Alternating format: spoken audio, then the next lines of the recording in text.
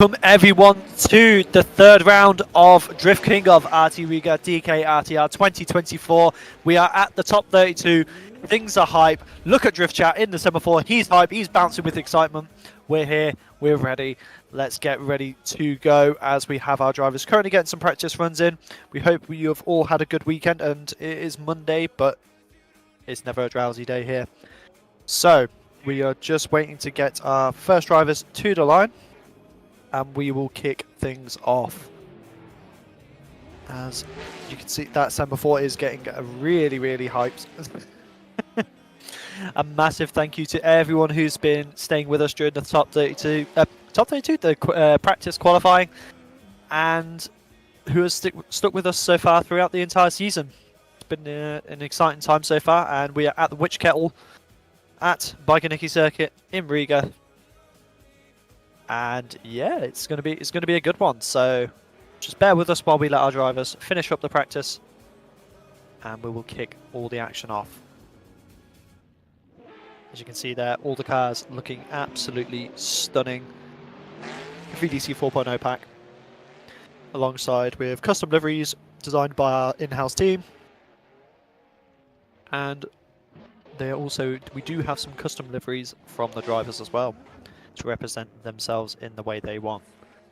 And also a massive thank you to all of the sponsors who have supported this event and this entire series to make it what it is.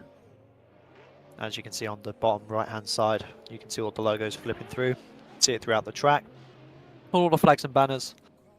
And a massive thank you to the Racing Team Riga team for making the series and doing what they do.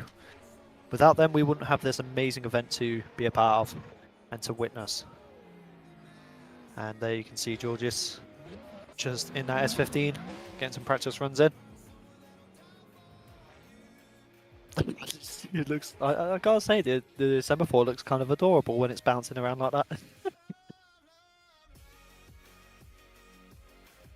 But yeah, so we are just going to wait for our first battle to pop up. And it's going to be a very exciting bracket. There's a lot of talent on the grid today. As if you were here for qualifying, it was a definitely not the easiest qualifying session that we've had so far. I'd say it's one of the tightest ones we've had, as all the scores were pretty close. And we only had 190 in the entire qualifying, which is the first time we've ever had that. But the first battle is going to be Daniel versus Kevin. The Latvian versus the German, as it does look like it is going to be a bye run for Daniel here, as Kevin doesn't seem to have made it in, unfortunately. So Daniel just needs to prove that he can get through the track and move on to the top 16. And yes, the semaphore does have vibro mode on. As you can see here, Daniel doing an absolutely amazing qualifying line there, as he was our top qualifier with the 90. So he will be moving on to the top 16. That R35 is absolutely dialed in. So we will be seeing Daniel in the 16 as we move on to the next battle. So an interesting way to start off the event with a bye run, but unfortunately it seems Kevin's come to some unfortunate circumstances to not be able to join us. But now we have Mattis versus Moist Skids himself, Elgers.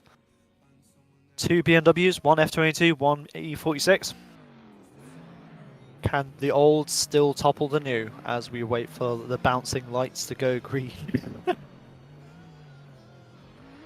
As we get Drift Chat to send these boys down. Matty's leading in Elgers as they flick into the first outside clip here, going through, almost washing quite wide there, but as Elgers kind of keeps it safe as they come now through the downhill in that inner clip.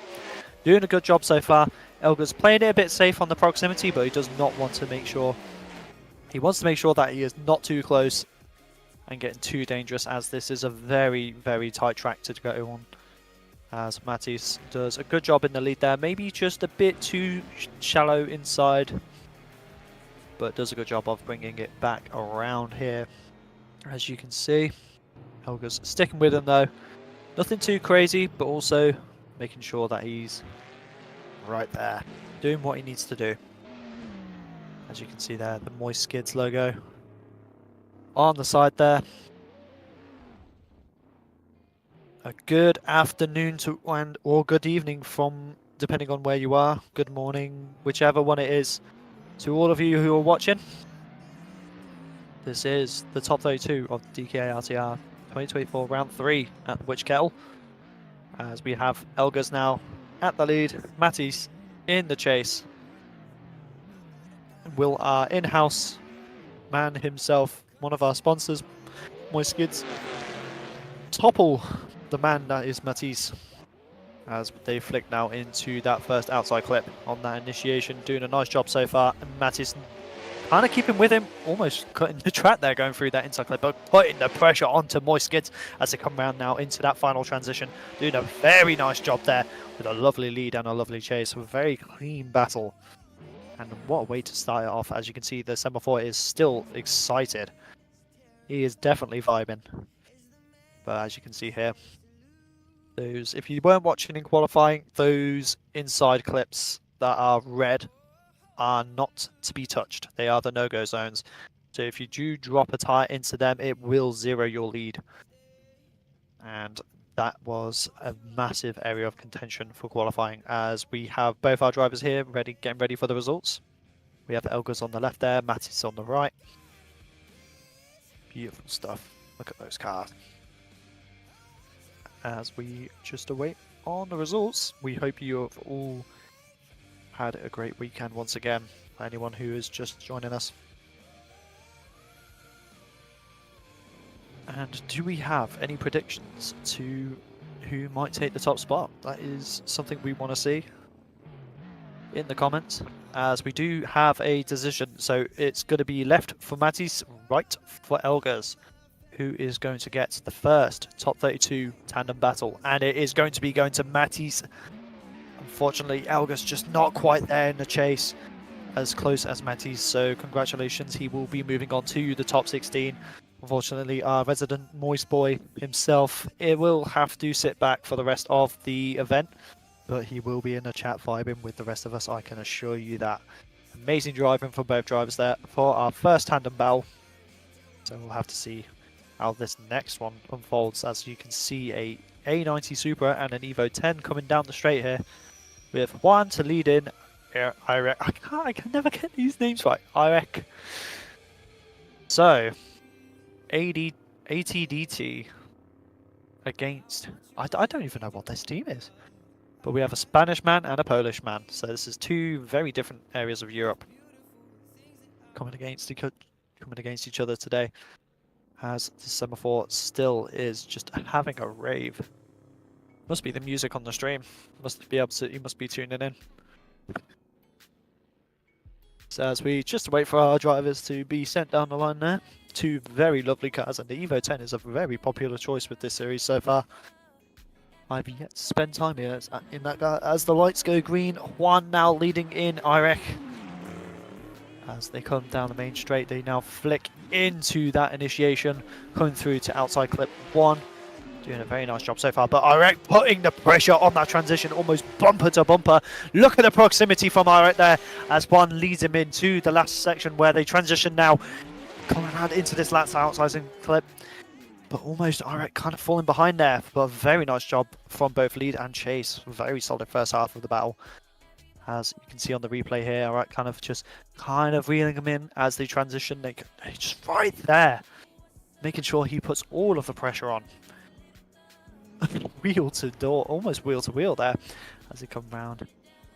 Very nice job. Just unfortunately, Irek kind of falling behind a tiny bit there in that last transition. But what will Juan do with a response to that chase, as the semaphore comes to greet both these drivers back in cheer?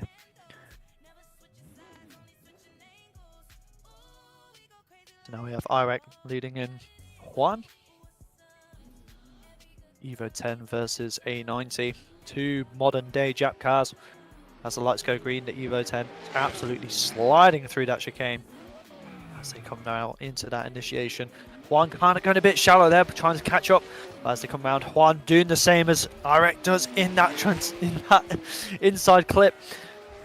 But kind of falling a bit behind there as he comes round out into the final transition. But really snappy transition there from Juan, trying to keep up and keep the speed in. Very interesting second half there. I think Juan just almost did not want to get gapped on the straight, which caused him to come a bit inside, and here you can see he does kind of cut the inside clip, which could deduct his chase. And as they come back around into here, he does lose a bit of footing, so he has to do a very snappy transition very early to try and get the pace back onto the door. But a very nice run from both these drivers. Good tandem battle. As you can see there, look at the stance of those two cars. Both really angry. Very, very nice cars. You wouldn't expect the Evo 10 to be as big as that, really. It makes the A90 look very, very small. But both cars are pretty big in person. As we just await on our judge's call, and it will be going left to Juan, right to Irek. So who will take the second top 32 battle? And it is going to be going to Juan. So it does look, yeah, and it is unanimous. Can't get my words in today. So it is unanimous decisions going towards Juan there. Very nice work from Irek on his chase as well. Both drivers putting in the absolute top performance that they can put in. As we move on to the next battle, there's an S15 just phasing out of his existence. Just waiting. Oh, there you go. And here they come. So we have an F22 and an S15 coming up to the line, which is Julius and Reho, with Julius to lead in and Reho to chase. Two very opposites of car style. One German, one Jap. One extremely colourful, one pretty white and pink. As they initiate in, Reho kind of getting the gaps there going into the initiation, but he's trying to make some footing back as Julius does an amazing job in the lead so far. Coming around now into that last transition. Reho kind of still there, but struggling to get onto the door, as it is a very hard track to chase on. Very tight, very technical. So once you lose your footing, that's when things kind of start to go a bit wrong. And you have to kind of really try to get back, but really good effort as Julius does a really, really nice lead going around now into that last transition. It just looks so smooth. So we will be sending them back down to the start line to get them to flip around. Reho now going to be leading in Julius. Two very nice cars there with the big camera sticker on the back of that ducktail. Oh, just tapping the fence there as they flick around. So now, how will Reho drive in the lead, and how will Julius respond with the chase as we wait for our lights to reset to go to green? Oh, and Julius looks like he might have had an issue. Not sure what just happened there.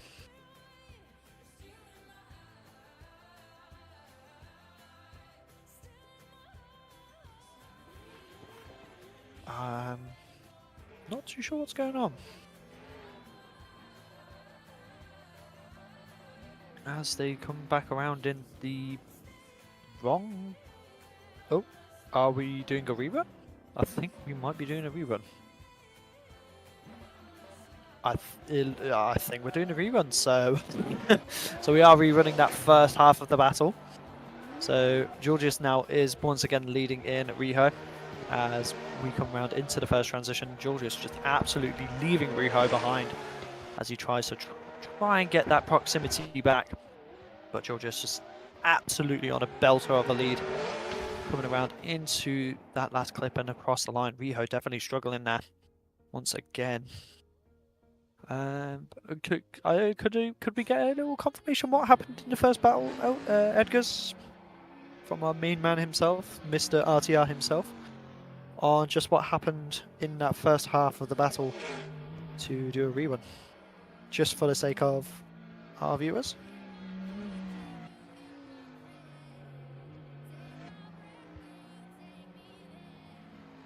While we send our drivers back around. Yeah, we had a fail start from Julius, so we have restart. Okay. Okay, that's good to know. So there you have it. So it was a false start from Julius at the start of that first run, so we are going to give them another chance to go back on through. So now we have Reho in the lead, Julius in the chase. As the lights go green, that F22 leading in the S15. Here we go. We have some Reho fans in the chat as well. As we initiate in now, coming through that first outside clip. Julius kind of falling behind, but putting on the dive there, coming through the inside clip. Reho doing a nice job coming through the rest of the track here. As they come in towards the last transition now. Doing a solid job, but Julius putting on the pressure to Reho there. And it's definitely going to be a hard one for Reho to compete with that first half of the battle. As you can see, good initiation from the lead. Really good line coming through this first half of the track there as he does that inside clip perfectly. Really textbook lead line as they transition, and you can just see though Julius making the most of every inch he can get. So will it be left for Julius or will it be right for Reho?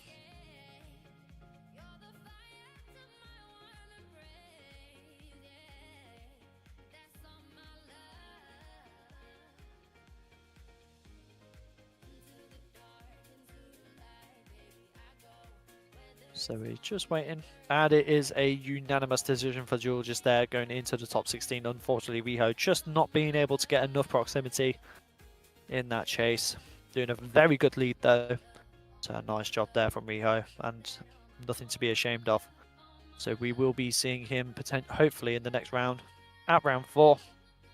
But Julius is going into the top 16, so we will have to see how he does throughout the rest of the competition. As you can see, we have our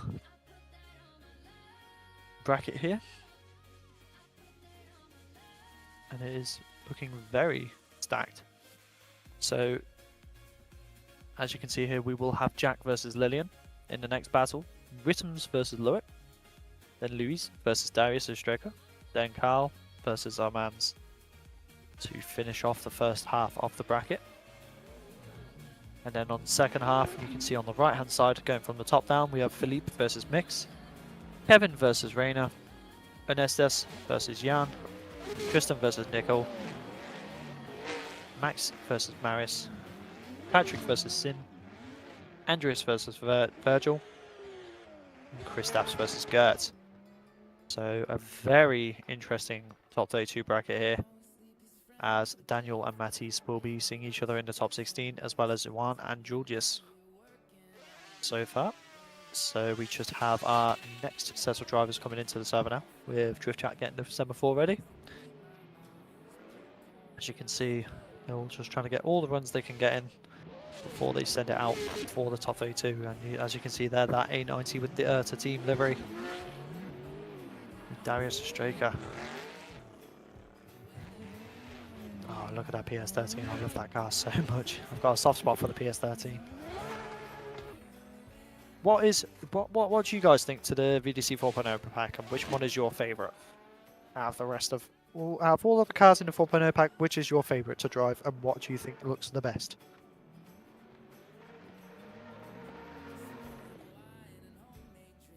Be interesting to see what you guys think. As we have the FDRX7 there, we've got an Evo 10, we've got a PS13, we've got S15s, we've got a Mark III Super in it as well. We've got quite a few Supras actually. Got a lovely variety of cars in this competition today. As Moist says, 46 is life, the mechanical grip overlord itself. Probably the most gripped up car in the whole pack, to be honest.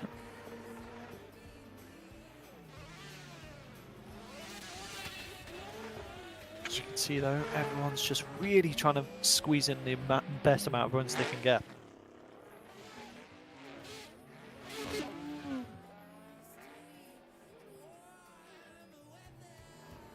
As we just await for our next battle in the top 32.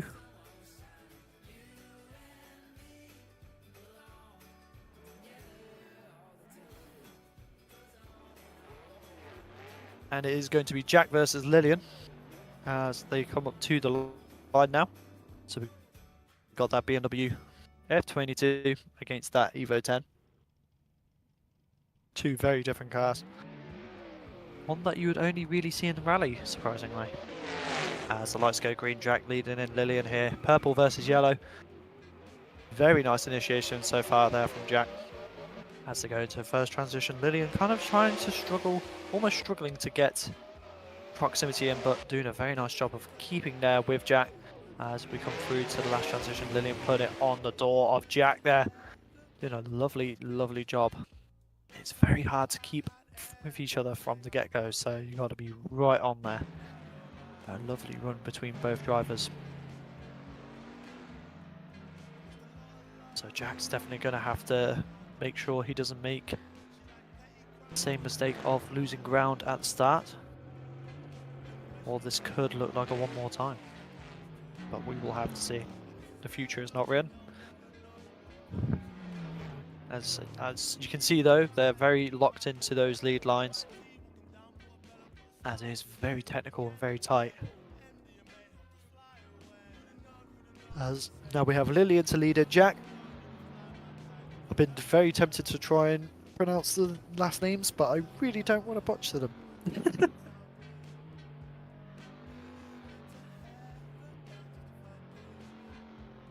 As you can see, oh, I love the white wheels on the Evo.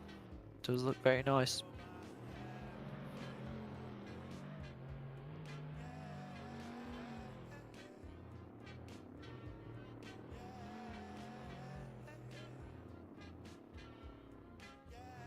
I think the judges are just checking to make sure everything's good to go for our drivers to go down. The track marshals must be dealing with a random deer or something on the track. As the lights go green now, that Evo 10 is leading in the F22 Eurofighter as we go into our second half of the battle.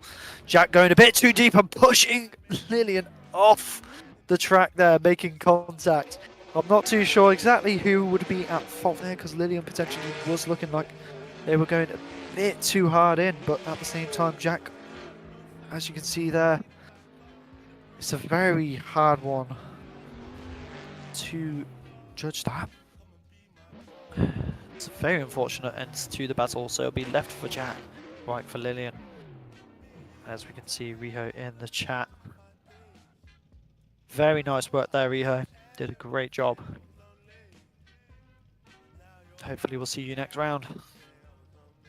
And it is going to be going to Jack, so Lilian going off track on the initiation, and unfortunately that's what caused the contact from hitting that banner. Very unlucky. But hopefully Lilian will return for the next round as Jack goes into the top 16. Commentator's curse. I did say people were getting that lead line locked in, and then curse came in, but we have Rittums versus Loic now. Coming in with that RB30 powered S15, leading in that E92. Oh, just going a bit wide there from Rittums, but he manages to keep it going as Loic tries to stay with him as he comes through now, but Loic just straightening the car, making contact with the wall in the chase. And that does zero his chase, and Rittums finishes off his run. As a very unfortunate end to that first half of the battle for Loic there, just struggling to come through that inner clip. As you can see here through the transition, Loic trying to put himself onto the door, but the wheels start straightening, the car just stops responding, and he just could not get it back. That is very unlucky, and hopefully the car is not too damaged. Obviously it's a sim, so it doesn't matter that much.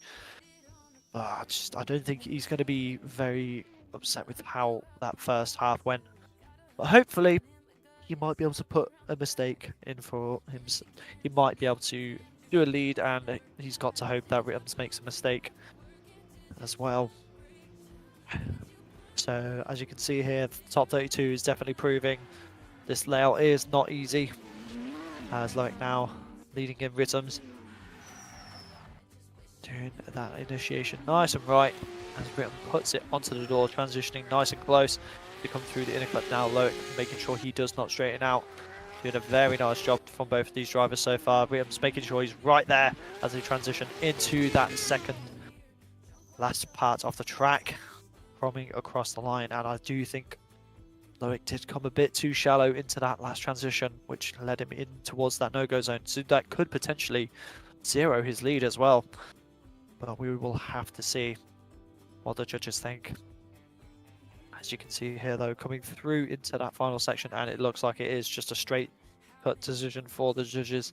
They're not hesitating to get the result out, and it will be going to Rittams straight away. So unfortunately Loic just taking himself out in the first half, and then he must have touched that inner clip, the no-go zone, through that last transition, and that just zeroed both runs.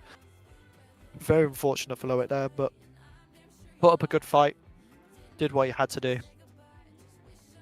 But we will be seeing Rittams into the top 16. But now we have Luis versus Darius Striker. So we have Spanish versus UK. RX7 versus A90. As the lights go green, Darius is going to be chasing in first. And if you know who Darius is, this is definitely a difficult driver to contend with. As you can see here, he's putting it straight onto the door with a big transition there. Almost taking out Luis in the lead, but they come around now in towards the last half of the track, coming into little mangy section here.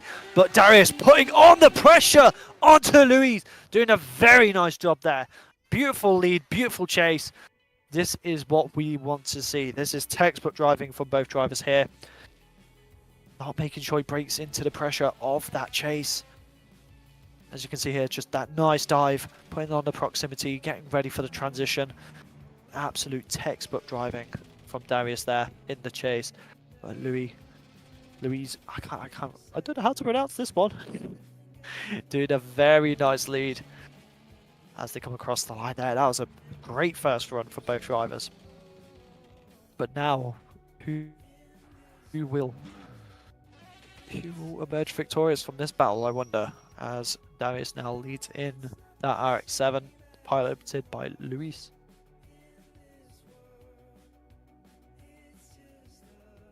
As we just wait on the lights, another deer must have ran on track. Very, very nice work though in that first half, as we once again reach 69 viewers on the stream. Very nice. That is the lucky number of DKRTR. As we send them down the straight now, Darius kind of putting a bit of a gap on there, but Luis putting on them! Oh, just making contact, knowing he had to push hard in that first section to get onto Darius. He knows he's a fast driver, and unfortunately that did not reward him. He just went in a bit too hard, and I know Darius is going to be feeling that tomorrow. Contact pushing him in towards that wall. It's just very unfortunate there for the Spanish man, but he knew he had to push hard to be there with Darius. He knew what kind of chase he put on. That is just unfortunate, but a very good effort from Luis. Just did not reward him in the way he was hoping. But this is drifting. It is not an easy place to be, so we are just going to wait on our result from the judges there. Two very nice cars though. The RX7 with a very high stance on it. Oh, and they are just trying to review this lead, trying to make sure that Darius did not decel too quickly. So I wonder who they are going to put at fault for this one. Could it be that Darius decelled too quickly, too early, which caused Luis to make contact, or did Luis go in too hard? As we await our decision here, so it'll be left for Luis and right for Darius. who is going to go into the top 16 here. Very tense moment for Team Riga, as it is going to be a unanimous decision there for Darius. So the judges have potentially deemed that on Luis just going in too hard, making contact with Darius. So he did not decel too fast or too early, which is unfortunate. But he put up, he did what the RX-7 had to do, what he had to do. With a chase like what Darius did, it's going to be hard to contend with, so you have to push hard. And sometimes these things happen. But now we have Carl to lead in Armands.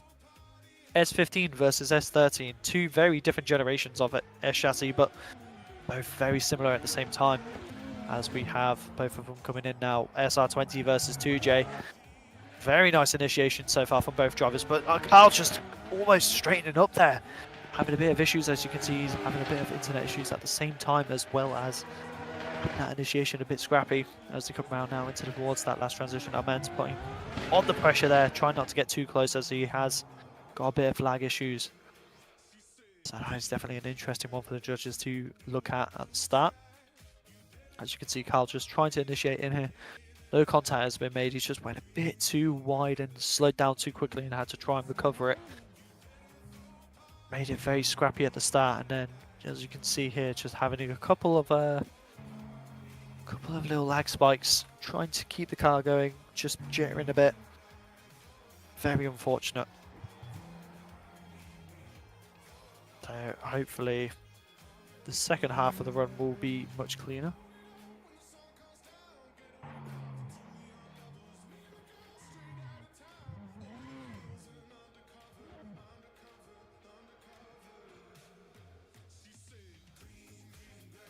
As we now have Armands Vesmanis leading in. Power Riga last as the lights go green. We're going to send him down. Will they get mean? I don't know. Eminem is back. That is me, MC Shady, as the initiating.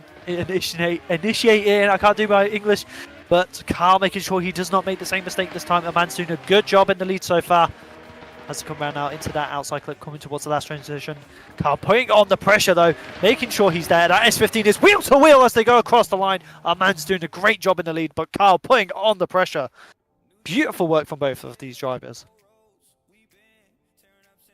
As we have the replay now, as you can see, Carl's just having a bit of issues trying to keep up in the initiation, but make sure he wheels him in slowly.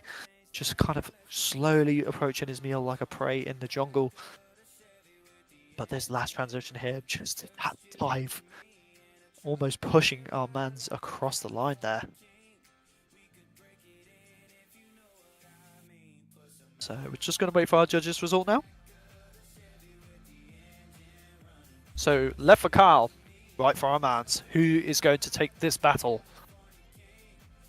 Carl putting on a very good fight on that second half, but Armands gets the unanimous decision there to going into the top 16. Unfortunately, that initiation from Carl on his lead just hurt his run a bit too much. But an amazing performance from both of these drivers, pushing hard. Carl definitely knew he had to push hard, which he did. Beautiful, beautiful work, and I know he's going to be happy with that chase. As you can see there, that is our first half of the top 32 bracket, which will see Jack versus Rittums, Darius Ostraka versus Armands Vesmanis. That is going to be a battle to watch. So the first half of the top 16 is going to look stacked. But we have Philippe versus Mix for our first battle of the second half of the top 32. Then we've got Kevin versus Raina, Anestas versus Juan, Tristan versus Nikhil, Max versus Maris, Patrick versus Sim, Andreas versus Virgil, Kristaps versus Gert. So if you haven't been with us so far, this is what the bracket's looking like for the top 32. We hope you have had a great weekend, and welcome to the third round of DKRTR24 at the Witch Kettle in Bike Circuit, Riga. It has been a good first half so far, very smooth. Couple of sketchy moments, but not the worst first half we've seen. Very, very nice work though from all of these drivers.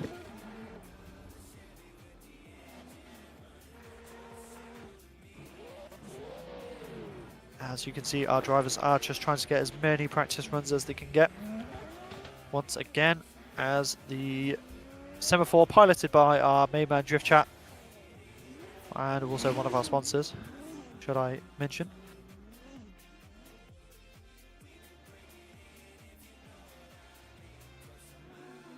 So we just await on our first top 32 battle. First top 32 battle of the second half of top 32, should I say. The second half of the bracket. We hope you have all had a great time though, and it looks like the semaphore is starting to get a bit excited again. As you can see there though, on the start line there, a white and purple A70 Supra. Beautiful piece of kit. And the only one we've seen so far. I think that is my personal favourite car. If it had this livery though, that A90 has, ooh, that would be something special.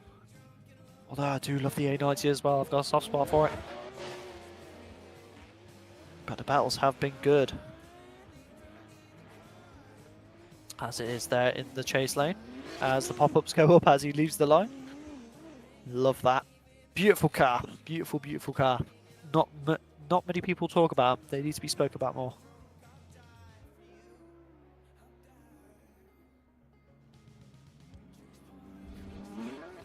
Just a little shout out to our man in the semaphore though, Drift Chat.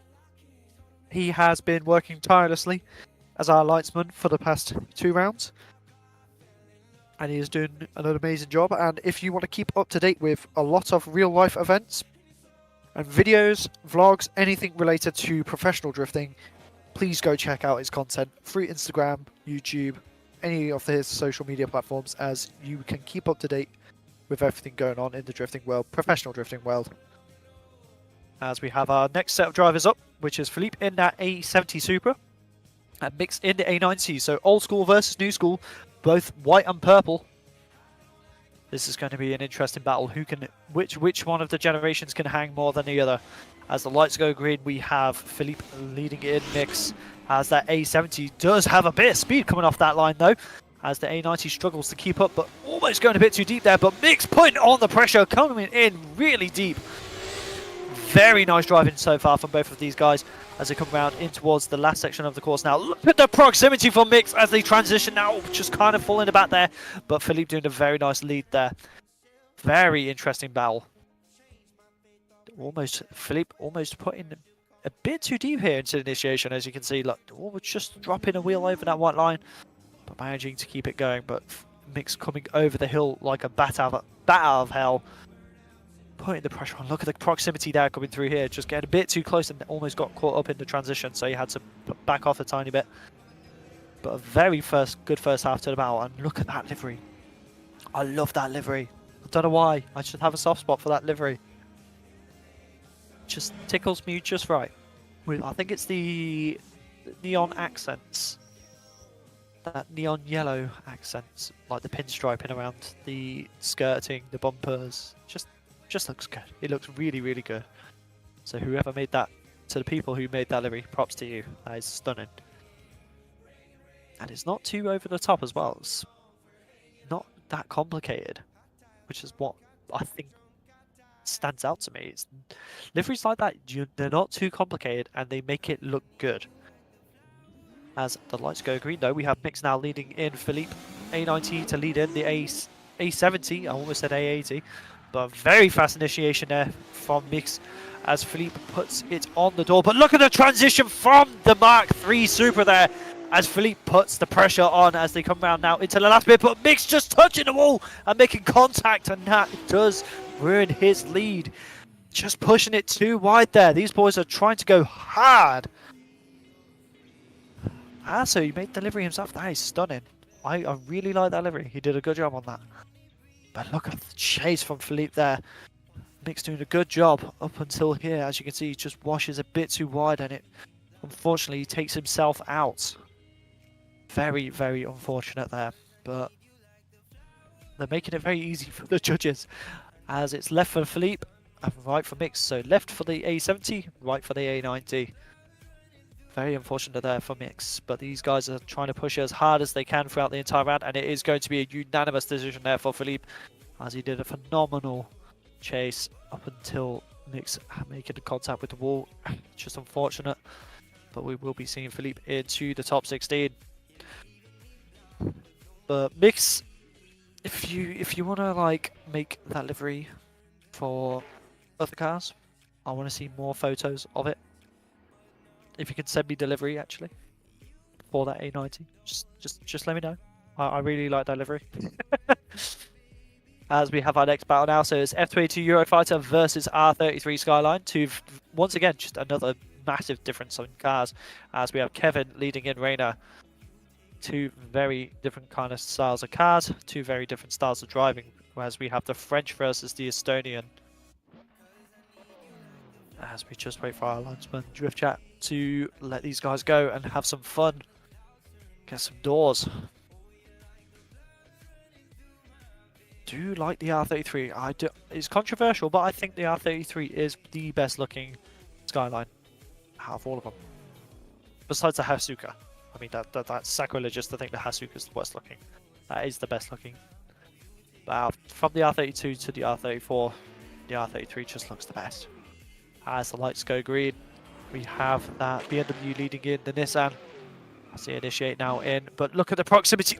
Raina just taking out Kevin though, getting a bit too excited. I think he was expecting a bit more pace there from Kevin, but fortunately he just got a bit too preemptive in his dive.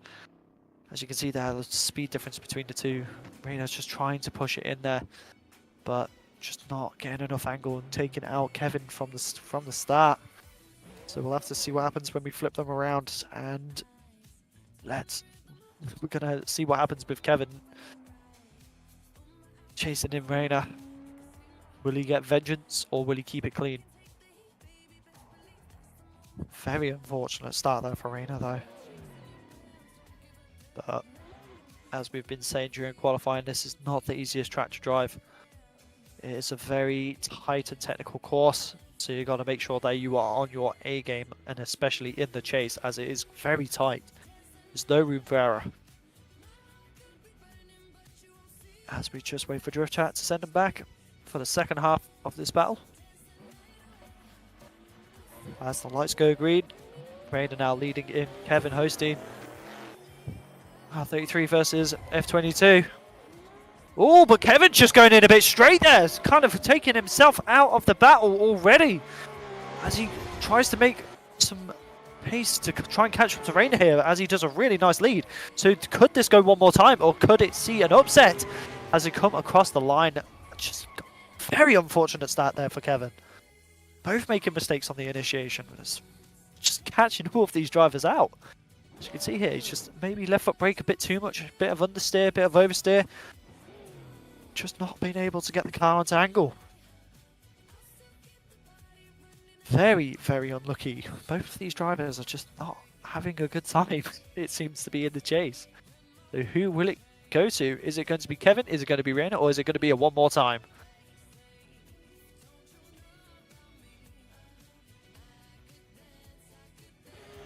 And it is going to be going to Raina. So clearly, it just wasn't right for Kevin. Very interesting. So we will be seeing Raina go into the top 16. Unfortunately, Kevin just not having the best of times. So potentially on his lead, he could have been deselling too much, which caused Raina to make contact. Going too slow into initiation. But now we have the Lithuanian monster, which is Anestas Jukubles, versus the Estonian Jan. This is definitely going to be an interesting battle. I'm excited for this one. Anestas didn't have best of luck during qualifying, but I know he wanted to do better. But as we see here, he is here ready to get ready for the first battle of his time. But oh, Jan taking out Anestas. What is going on today? These drivers are pushing a bit too hard. As I think the BMWs just have a bit of a beef with the Japanese cars today. As you can see there, just maybe just not I don't know. Just pushing a bit too hard to try and get onto Anestas' door. Maybe he just knew that Anestas is going to be a tanky driver in the chase, but Anestas, knowing that he has had contact against him in the lead there on the initiation, he won't. He will not push as hard. Estonians don't break. It seems like it. It seems like it. It's go hard or go home. The clutch is the brake.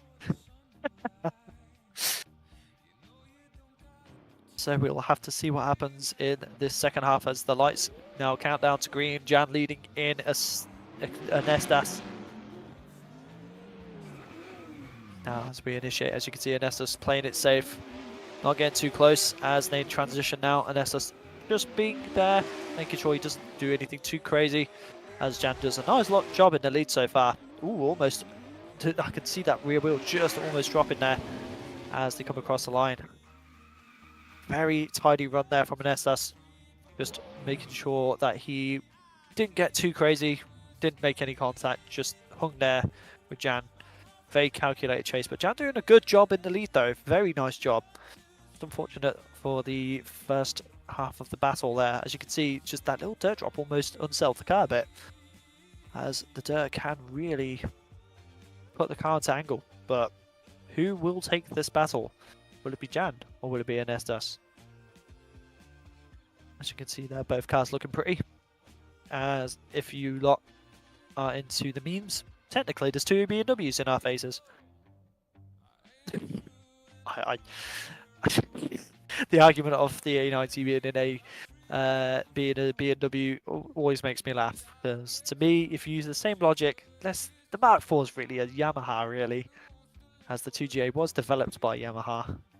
So with that logic, it makes sense. But I do love the A90. It does look like we're still waiting on the judges' decision, as they still seem to be going through the runs to make sure that they make the right call.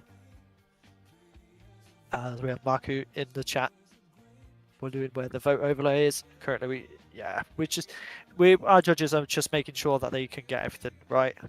As it was a very interesting first half, so they want to make sure that Anestas wasn't going a bit too crazy, and they are going to be reviewing Anestas' chase here and Jan's lead, as they could potentially.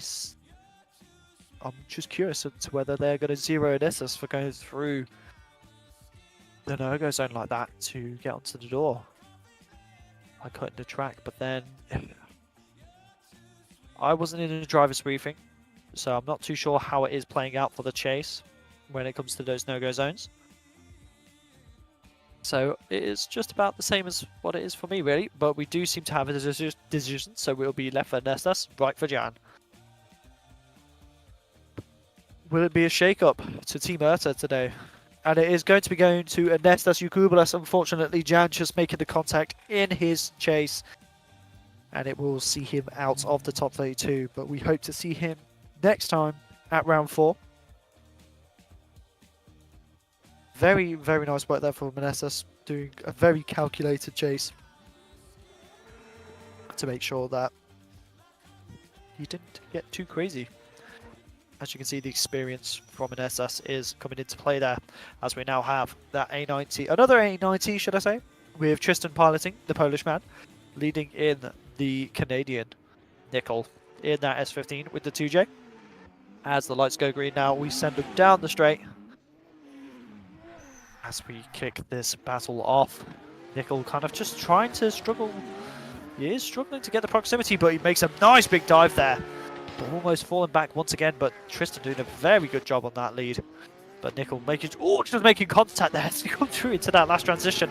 Getting very excitable as they come across the line, and we're going to flip them around and send them back for the second half of the battle. As you can see here, the Canadian just struggling to get onto the door down that straight. That A90 must be gripped up to the max as they transition in. He does a good job of bringing the proximity back, but he just almost gets left behind again as he goes for another dive, but making a little tap, but it doesn't seem to disturb Tristan's line too much at all. That is a tanky A90 to take a hit like that. As we send them back up the straight now and get them flipped around. And it will be Nikhil to lead in Tristan.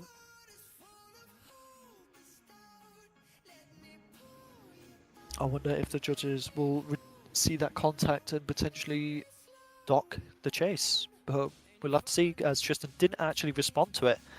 Just stayed on his line and just did what he had to do to finish the run. As we have Tristan chasing in that S15 now. Just waiting on our judges to make sure they're ready to send these boys down.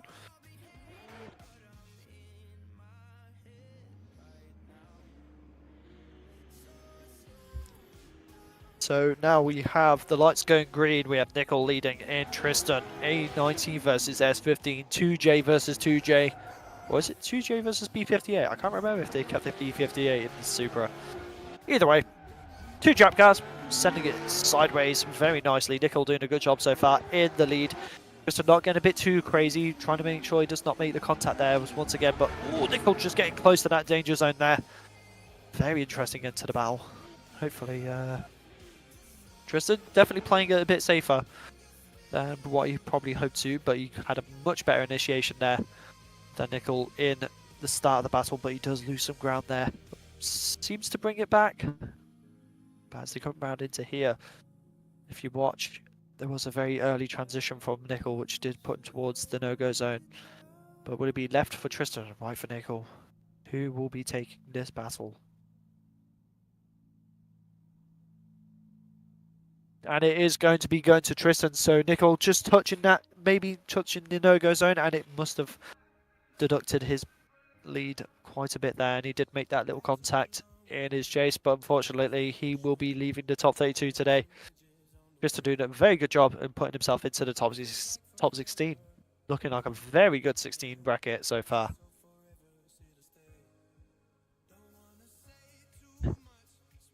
Do apologise if I start to sound nasally. It seems that hay fever is starting to get to me.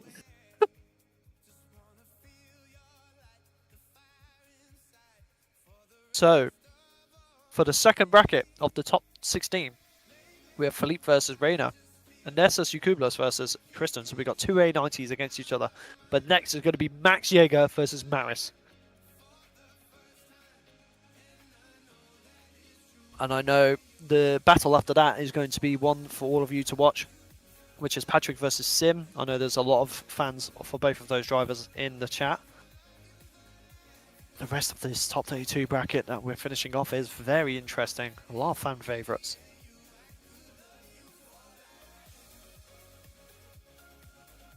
I am excited to see what happens the rest of this as we just get our drivers into the server.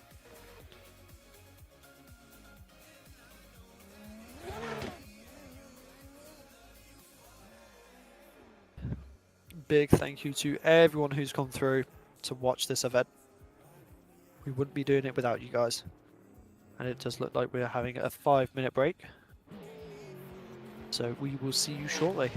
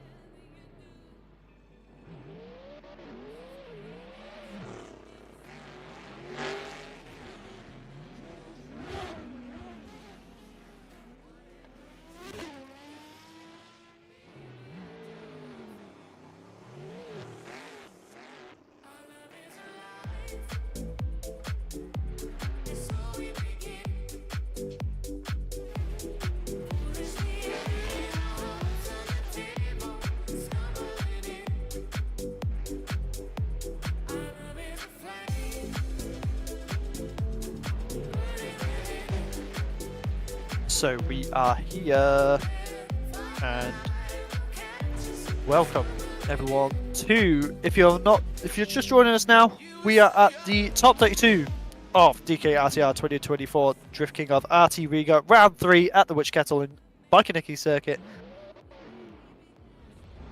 in Riga. So we are back. This is what the top 32 bracket is shaping up to be. We have 4 battles left of the top 32 as we await for that to begin.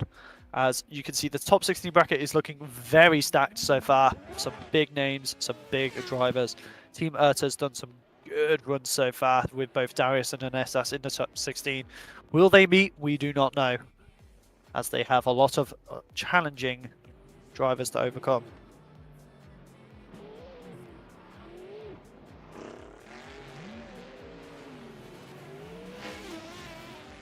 But we are just awaiting some little bits.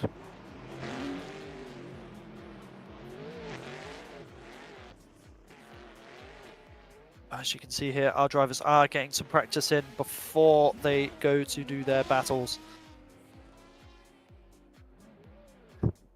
It's a lovely, lovely looking day in the virtual world here at Bikaniki Circuit, with the foliage having beautiful bits of shadow come through. This is personally one of my favourite looking tracks in Assetto Corsa.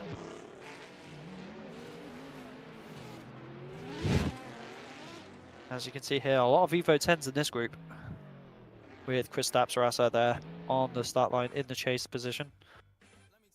As it does look like our drivers have been asked to pit, which means we do have our next top 32 battle coming out just in a second. Just waiting to see those cars come across the horizon like heroes. As we have 2 of our coolest looking cars, with Max Jäger and Maris. 2 completely generations of BMW with a F22 to lead in the E46. German versus Latvian. As the lights count down to green, here we go. The next battle of the top 32 here, as Max leads in Maris with a nice big flick initiation there, with Maris just trying to struggle to get up to Max there, but they're coming around into the first transition, doing a very nice job there for Maris, getting right up there to the door. Let's come around now into the outside, but coming towards the last transition of the track here, where things get very tight and technical, but Maris doing a very snappy transition, but just struggling to keep up with Max Jäger there. Calling max power with the speed that he's got. Terrible joke, I know. Simpsons reference as well, but if you're into your Eurobeat, you'll know the song Max Power as well. Doing a very nice run there in the lead. Just unfortunately Maris losing some front room there on that last transition, but he did a very good chase up until then. As we send him back around up to the start line. And wait for these drivers to get sent round. Is that a Drift Game stickers I see on the back? Oh, hello. Didn't even notice that until just now. That's interesting. As we have them now in their different parts. So we have Maris now leading in Max Jäger. Will that E46 be able to outpace the F22?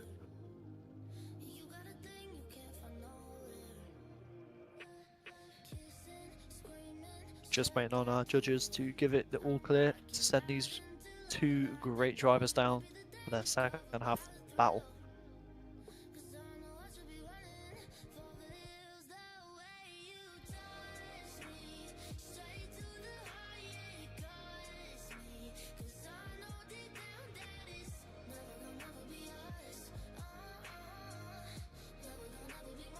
Just waiting on...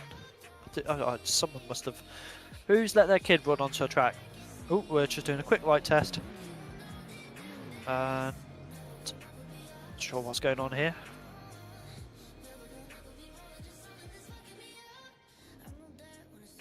As Maris fell asleep at the wheel. As we have Max here go ready to go, raring and ready.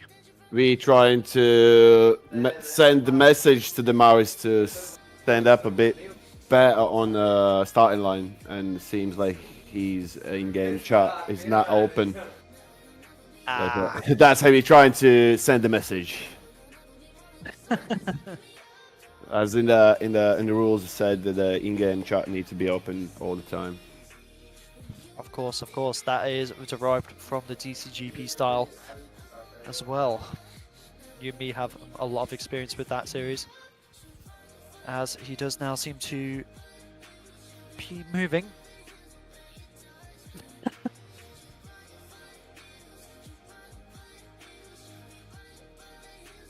As we get him positioned up.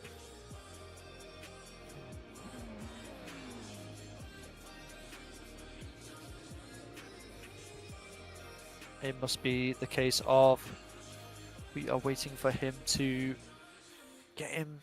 As you can see there, it's just we don't want him to be doing a straight line through the chicane, as that could give an unfair advantage to Maris there.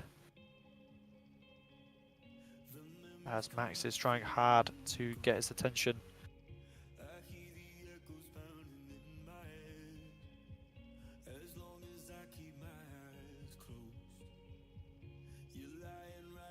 All the drama on the start line today.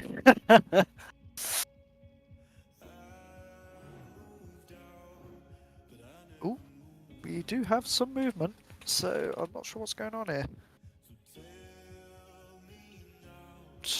As Max resets his car, I'm not too sure what's happening, but potentially this could DQ Maris, potentially. As Max comes back up to the line.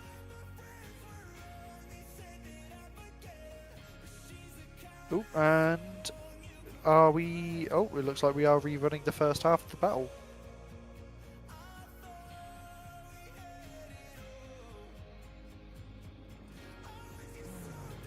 So we have Max Jaeger leading in Maris there once again. So it looks like we are going to be rerunning the first half of the battle.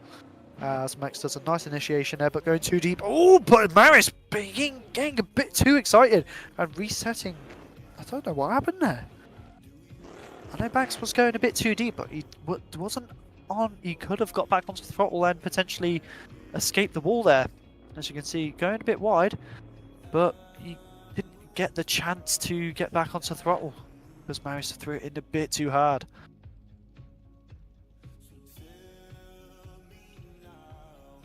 As we await on Maris to come back through to the start line. One thing to note is you are not allowed to reset to pits, as it is an unfair advantage with resetting your tyres. And it looks like we do have a decision based, I think we have DQ'd, has Maris DQ'd? I do not know. But we have Max Jaeger putting on a show for you guys, doing a singular run here. Just getting some smoke in, burning some tyres as he comes around now into that last transition. Doing a textbook job of a drive there as he does a nice little 360, almost hitting our cameraman at the end there. But as we have our battle results screen up here now, who is it going to go to? I'm pretty sure it's going to go to Max. I'm not sure what's happening. As you can see, so I think Maris got DQ'd for resetting his tyres, which gave an unfair advantage, which it is against the rules.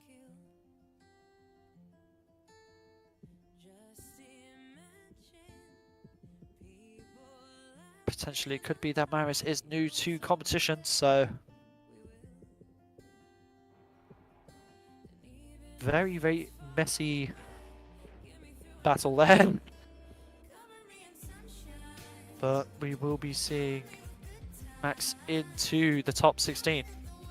Just unfortunate that Maris has taken himself out in such a way. Hopefully we'll see him in the next round and he'll read the rules a bit better.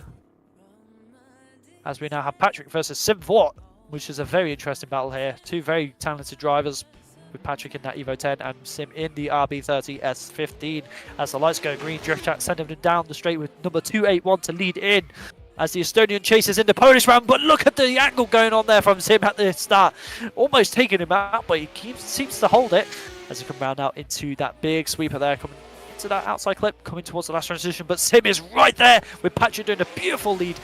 Look at this absolute textbook run there from both drivers. Sim getting very, very, getting quite ballsy there on the start there. As you can see, just putting in a lot of angle to try and slow the car down, but it works for him. As he has to try and catch up a bit there, but by the time they've come through the inner clip, he is right on his door. What a first run. Amazing job there from Patrick in the lead, putting on a masterclass of a lead run. These boys are sending it hard. They are not backing down in any form.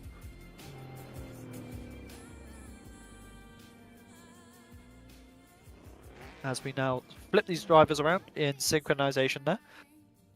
That was quite majestic, to be honest. As we now have Sim leading in Patrick for the second half of their top 32 battle here at the Witch Kettle.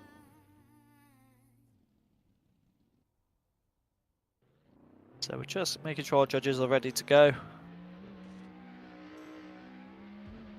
As Drift Chat sends them down the straight now with the light screen. Sim pushing it, but Patrick right on that back bumper there. Look at the initiation from Patrick, but he's putting contact into Sim, potentially taking him out. Or did Sim potentially slow down a bit too much? But Patrick could have sent it just a bit too hard. What an initiation though. If they had kept that together, that would have been a very, very interesting run to watch. As you can see here though, yeah, potentially Patrick just going in a bit too hard. Very unfortunate.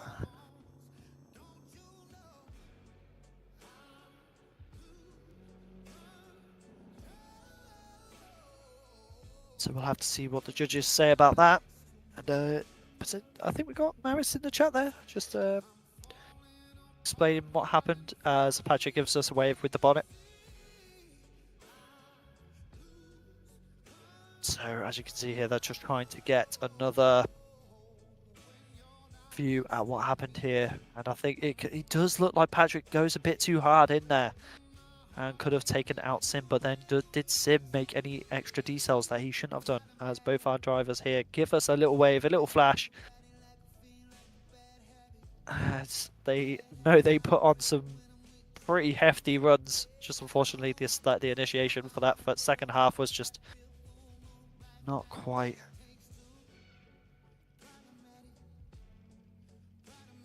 It wasn't quite there. But they're having a good time. As you can see, they're just giving us a little bit of fun.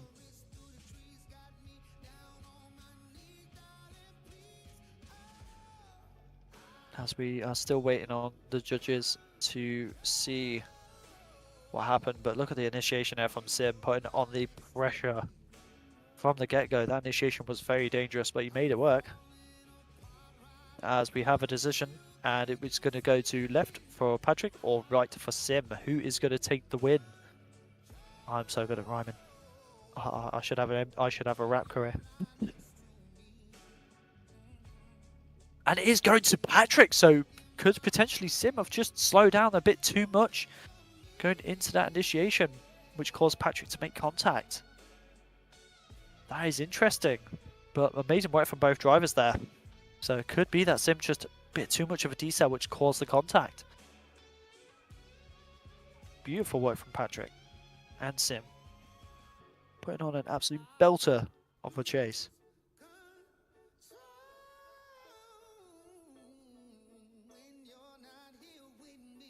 It's definitely going to be an upset there for this round. That is the first major upset. Amazing performance from both drivers, putting it on the line as we await our next battle.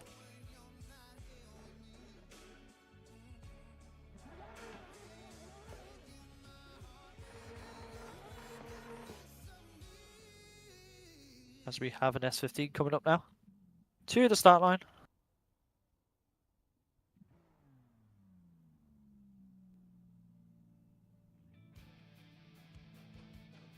Just waiting on the chase to come up.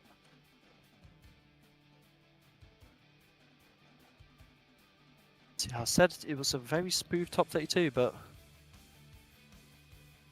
seems that that has finally began to change as we have another look at Sim's chase against Patrick here.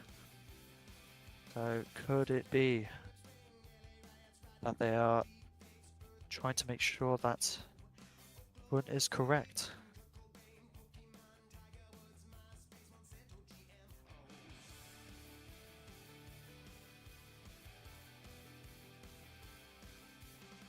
So they are reviewed once again.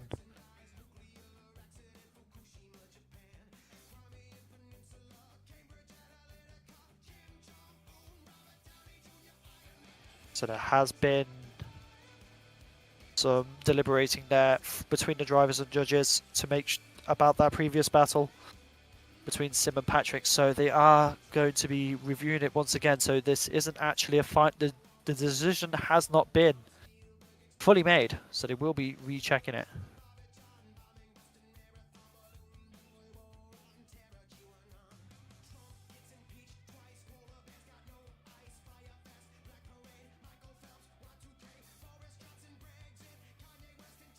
This is definitely the most controversial of battles so far today.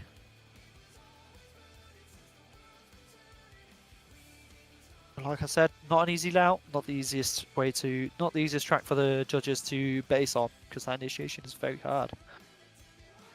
And there's not much room for error on either end, so we'll have to see what they say.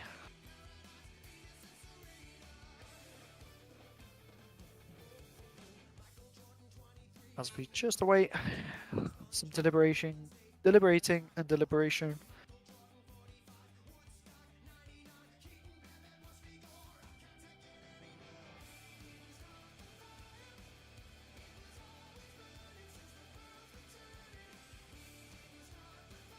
The easiest. I have no words. It is a very interesting battle for the judges, as it wasn't as clear cut as they thought. And as you can see here, we're just getting the view of that initiation that Sim did with Patrick to chase, and so far we're getting some comparisons now between the two runs.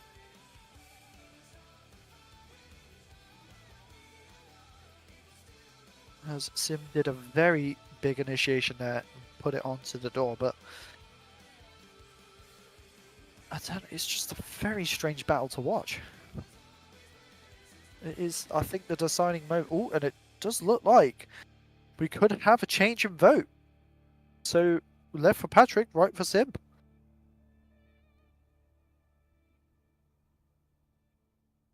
One for Patrick. So one of our judges. So it's still, ooh, so it's still going to Patrick. So after a second recheck, they are still putting it onto Sim for decel. As Sim did want to have a second look by the judges of their decision. But unfortunately, they are sticking to their choice, which we unfortunately won't see Sim into the top 16.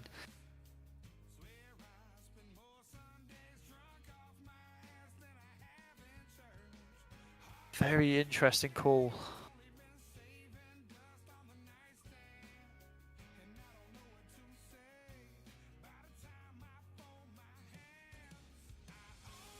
He wouldn't be drifting without upset. There's always upset.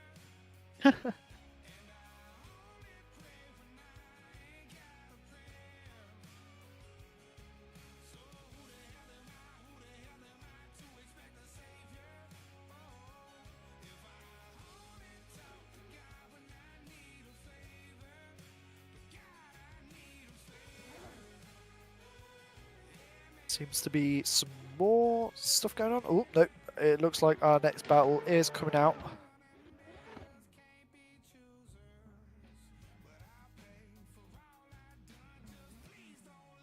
Oh, it says replay there for some reason. Not sure why. Overlay is bugging. As we now have Andreas Kleinsberg leading out Virgil.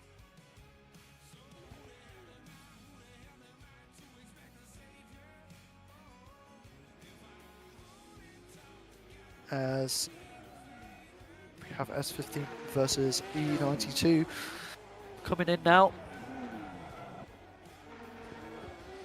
Doing a very nice initiation note with Andreas Kleinsberg doing a side lead, but Virgil right there from the get-go.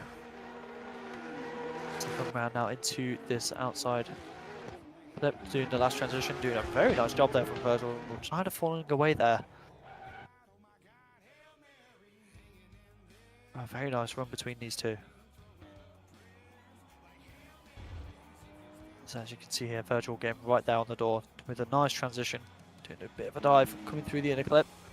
Andreas Kleinsberg doing a very nice job on the lead. Making sure he puts it down nice and smooth. With a nice bit of pace as well. As we have them coming up to line out. Not too sure why it still says replay in the middle, but we're living in a simulation. Watching the simulation in a simulation. So now we have Virgil leading in Andreas Kleinsberg to chase. There we go. And the overlay is fixed. Thank you, Edgars. But Virgil now leading in with that E92 with the S15 to follow. As we have a big flick initiation there. Andreas Kleinsberg coming around in and just making contact. But Virgil tries to keep it going but straightens out. As they come around into the inner clip. Just a bit too much there, I think, from Andreas Kleinsberg. As he come around, but almost making contact, but washing out too wide. That is very unfortunate there for Virgil, but could potentially Andreas shut down the run before it finished. As you can see here, making contact, almost over-rotating Virgil, but he keeps it going. But will that be a full straight due to that contact made? You can see here, just going very wide and then just not being able to bring it back. That is a very interesting second half of the battle, very messy from both ends. So we'll have to see what the judges say to that one.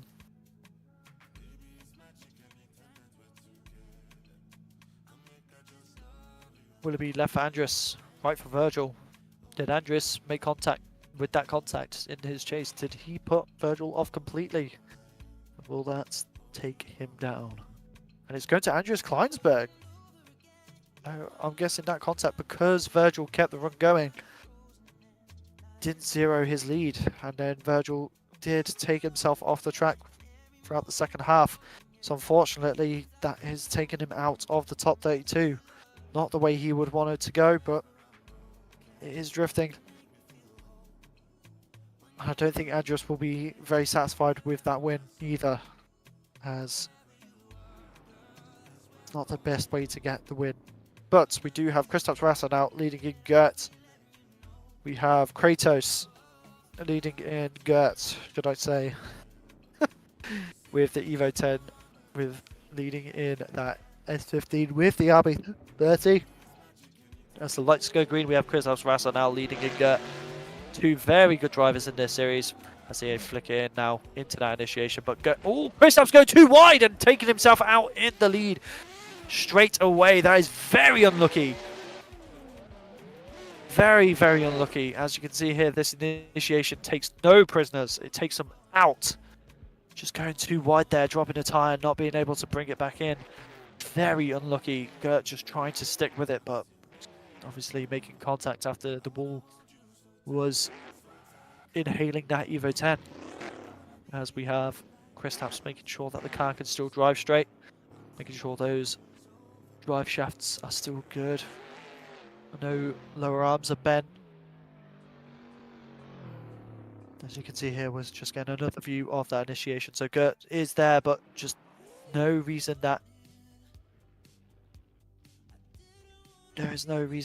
Gert would be at fault there. It's just Kristaps sending it in a bit too hard, unfortunately. But now we flip them around with Gert to lead in Kristaps. Hopefully, Kristaps is praying something can happen to equalize this battle here. As they come down the straight now, Gert with a lot of pace coming into this initiation. With Kristaps right there, wheel to wheel, as they transition now very close. Kristaps doing a great job so far in that chase, making sure that he pushes Gert around the track, trying to force a mistake out of the lead driver as he comes out in but early, but making too much contact as that S15 does a flip and the wheels phase in and out of reality.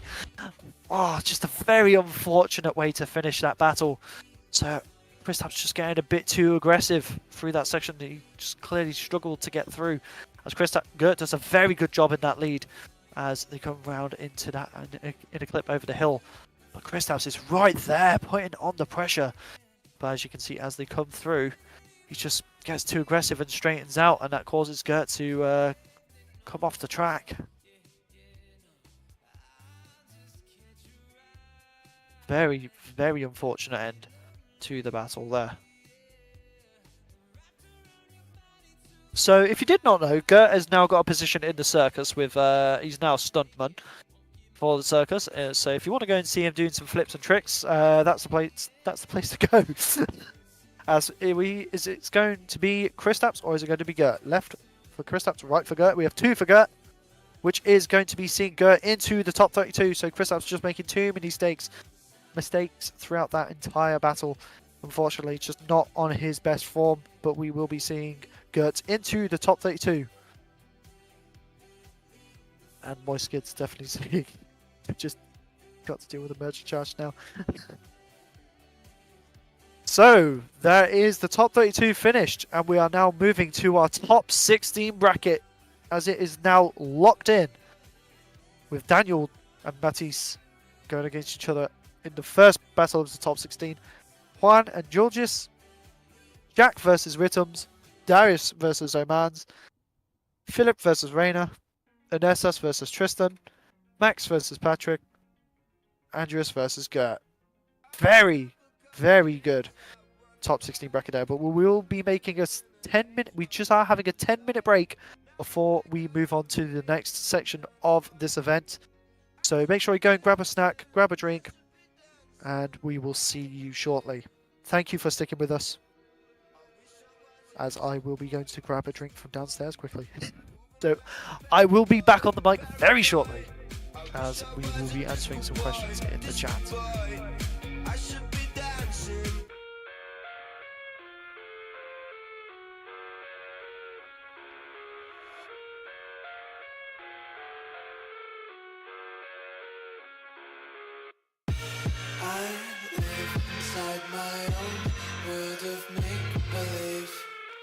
Kids screaming in the cradles, profanities. I see the world through ice covered in ink and age. Cross out the ones who heard my cries and watch me weep. I love everything. Fire spreading all around my room. My world's so bright, it's hard to breathe, but that's alright. Hush.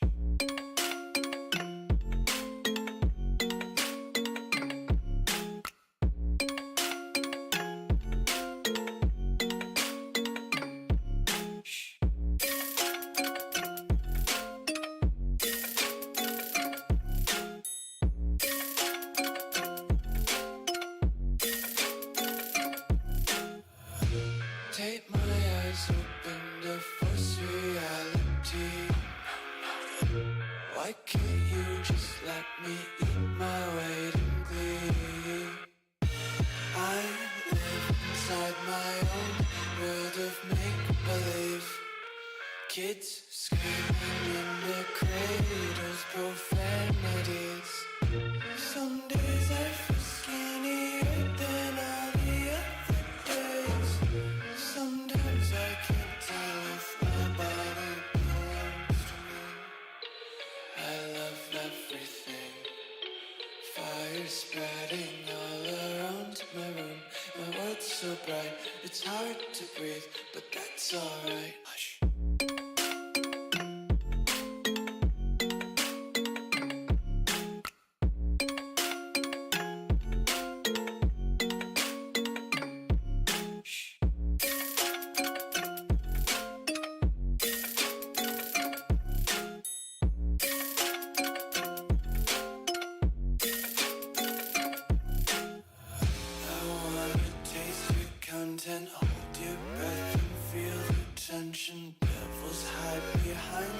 redemption. Honesty is a one-way gate to hell. I wanna taste consumption. Wait faster to waste oxygen. Hear the children sing aloud. It's music till the wick burns out.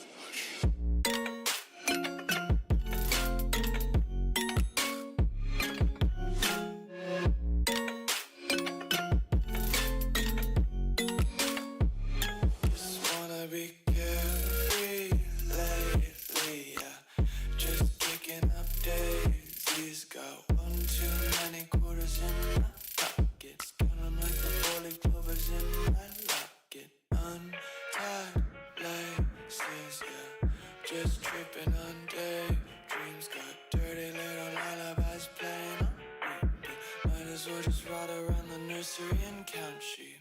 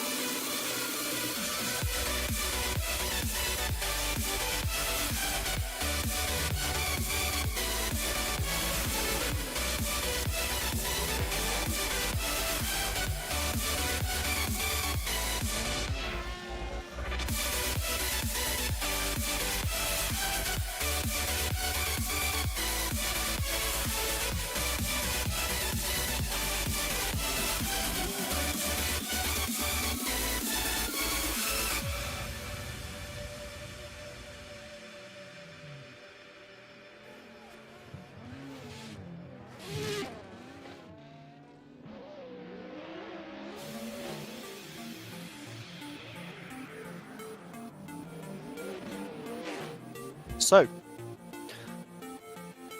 we are back. I've got a drink. We hope you've got some drink, snacks.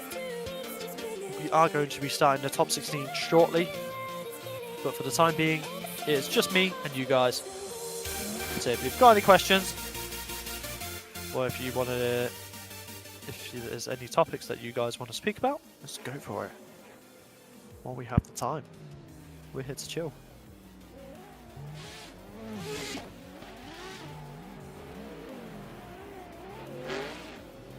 And we do have our drivers on the grid right now, just having a couple of practice runs with the semaphore getting hyped for the top 16, as it is now bouncing with joy once again.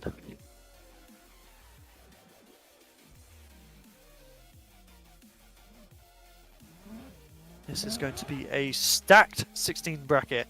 An absolutely phenomenal performance from all the drivers in the top 32. We had some upsets towards the end, but if it's drifting, then there's upsets. This isn't an exact science. It is a very complicated sport when you get into the technical side, and judging is his part at all. They have probably one of the hardest jobs going, getting the right calls, and if you're doing judging right, you got to stick to your call and what you believe.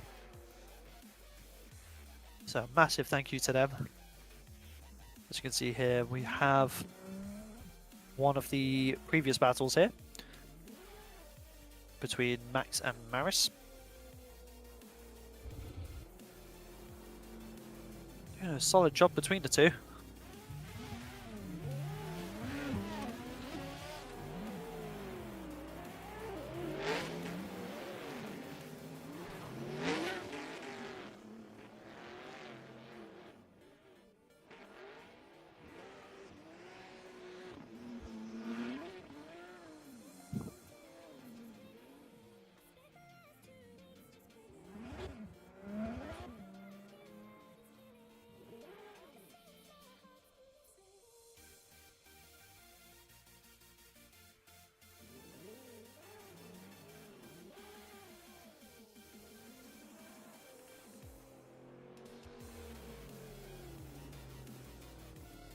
Apologies for the silence. I had a couple of hay fever issues apparently. But this does look like it is our first top 16 battle, which is between Daniel and Mattis. And it's going to be Daniel in that R35 leading in Mattis in that F22, with Mattis trying to be there straight away. But oh, look at Daniel going very wide there from the get-go on that initiation, but keeps it going as they come around now as Mattis tries to keep up with that big GTR as they now come around into that last transition, coming around. Look at the proximity for Mattis there, making a little tap as they come across the line. What a way to start the top 16. So as we have our replay now, Daniel doing a massive flick, big entry, very fast, just dropping tyres there, trying to keep it in, but very committed. Mattis making sure he keeps it safe right up until here as he transitions, and look at that dive, just making a little tap there as they come across the line, nothing too extreme that disturbs Daniel. Beautiful work there from both of these drivers. Going hard for the top 16 for you guys. As they turn around now, we have Mattis in that F22 leading in the GTR that is piloted by Daniel. He is our top qualifier, so we will have to see how this goes. Will Daniel move into the Great 8? We will see. As the lights go green, we now have Mattis leading in Daniel with a nice initiation there. With Daniel keeping it safe up until this transition here as they come bumper to bumper. Daniel doing a very nice dive there, not transition, as they come round into this outside clip. Doing a very good job between the two drivers as they transition now for the last time around the track, but Daniel putting on the pressure. Very nice run from both of these drivers. Mattis putting on a very good lead. As we go into the replay, you can see Mattis just not as much angle going in, but keeping it safe, making sure he doesn't go too wide. And then Daniel putting on a beautiful dive coming over that crest. What a run. Beautiful work from both drivers. And we'll have to see what the judges say to that as both cars are parked up ready for their result. So who is going to be the first driver to get into the Great 8 of the third round of DKRTR24 Drift King of RTRiga at the Witch Kettle in Bike and Nicky Circuit, Riga. I wonder how many times I'm going to say that today. As we wait on our result, as we crack open a cold one of Monster Energy to keep me going. We are not endorsed by Monster, but I am obsessed with them. As we have another look at the lead from Daniel there. very big angle. Just going a bit too deep there as they come around into that inner clip. Much bigger separation between both drivers from the get-go in this run. But then Mattis brings it back in the second half. Daniel seemed to have a bit better proximity throughout the entire course.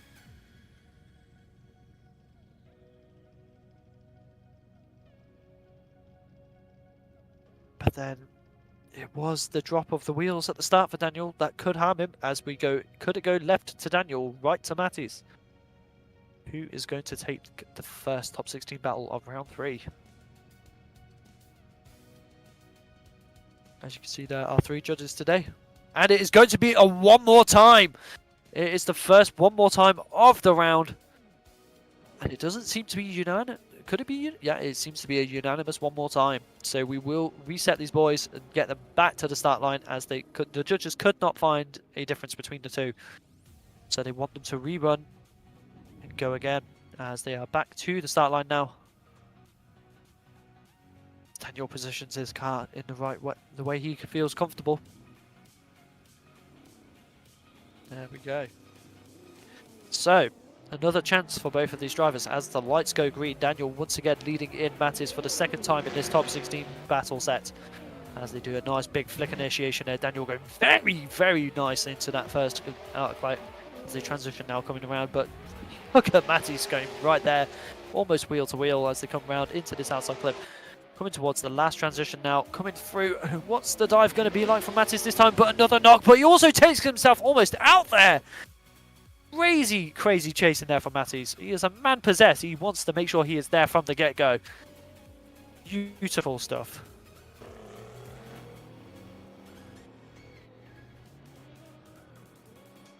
Beautiful, beautiful stuff from both of these drivers.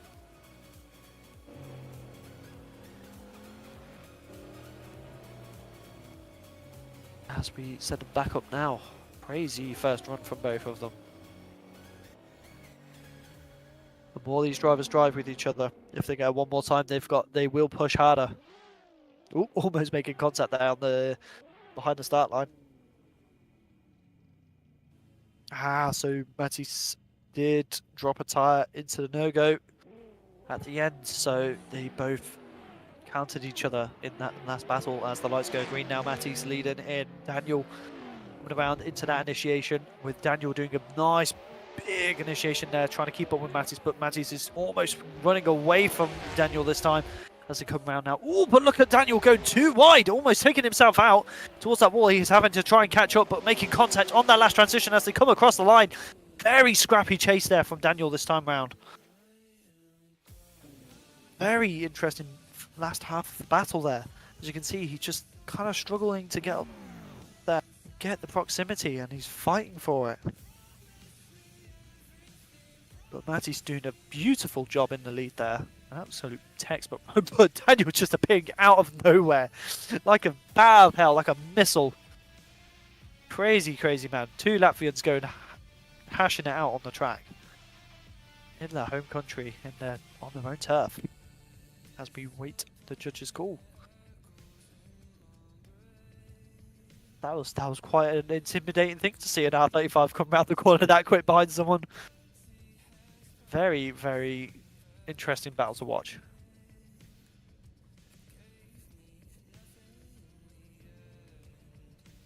So it'll be left for Daniel, right for Mattis, who is going to take this battle. It can't be, surely it can't be another one more time. So who is going to be moving on to the Great 8? And is going to Mattis. So unfortunately, Daniel just not having enough in that second half of the battle. So our top qualifier is knocked out into the top 16, and Mattis is going into the Great 8, unfortunately for Daniel. But we will be seeing him next round, at round 4. Beautiful job there from Mattis, cleaning up the driving in the second half. As we await our next battle, is going to be Juan versus Julius. The Battle of the Jays, Spain versus Latvia. As we have that ATDT.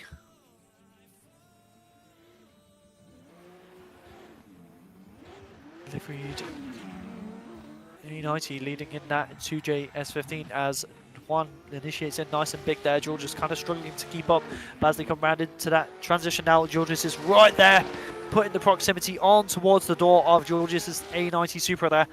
Doing a beautiful job so far between both drivers as they transition now into the last section of the track. Georgius kind of coming in a bit shallow on the proximity, but great lead from Juan there.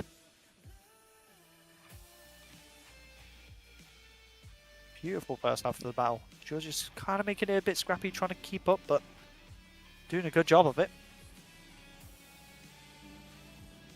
Just coming through this section, he seems to struggle in through that transition. Getting a bit too shallow, I'd say, to what the judges want.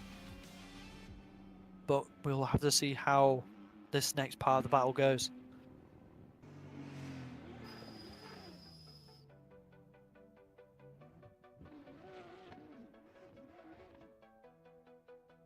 As we have Julius now leading in Juan.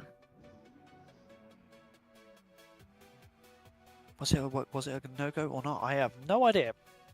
I'm not sure how the no-go works for the chase, but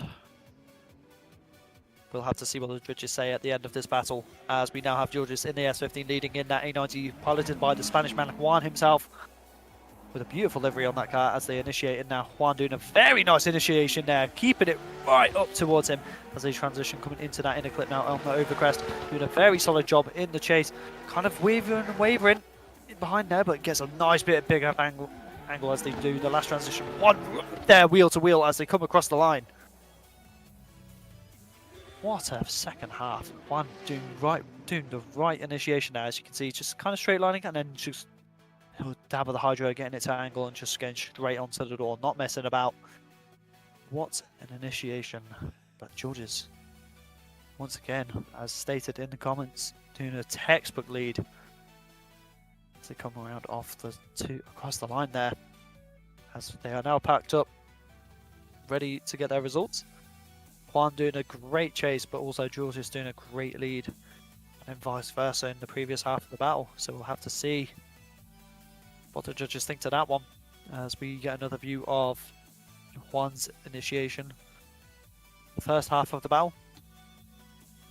As you can see here, George is doing a very good job in the chase, but just a bit shallower on the proximity when it came to the S15. But it'll be left for Juan, right for Julius, who's going to be taking the second top 16 battle. And it is going to Julius! So, Juan just maybe... That is definitely an interesting one. Potentially, it was lead for lead. So, obviously, you're looking at lead for lead, chase for chase, and potentially... It was that George's lead was just stronger. Very nice work there from both drivers. So, we will be seeing George's into the top 8, the Great 8, as we now have Jack and Rhythms on the line. So UK versus Latvia. As the lights go green, we have that F22 leading in that RB30 S15 from the VDC 4.0 public pack. It's initiated now. Rhythms kind of again having a bit of a gap formed from the start, as he's going to try and make some way back, but he's slowly reeling in Jack there, putting the pressure back on as they come out into the last half of the track now, as they transition for the last time in this set of runs, but he does go quite wide across the line there, so we'll have to see what the judges think about that. But Rhythm's definitely struggling from the straight to get that proximity. As you can see here, he's just kind of struggling to keep it going, as he slowly wheels him in now over the crest, catches up and gets it onto the door. And that last transition is definitely an interesting one, as there could have been contact made potentially that pushed him wide, but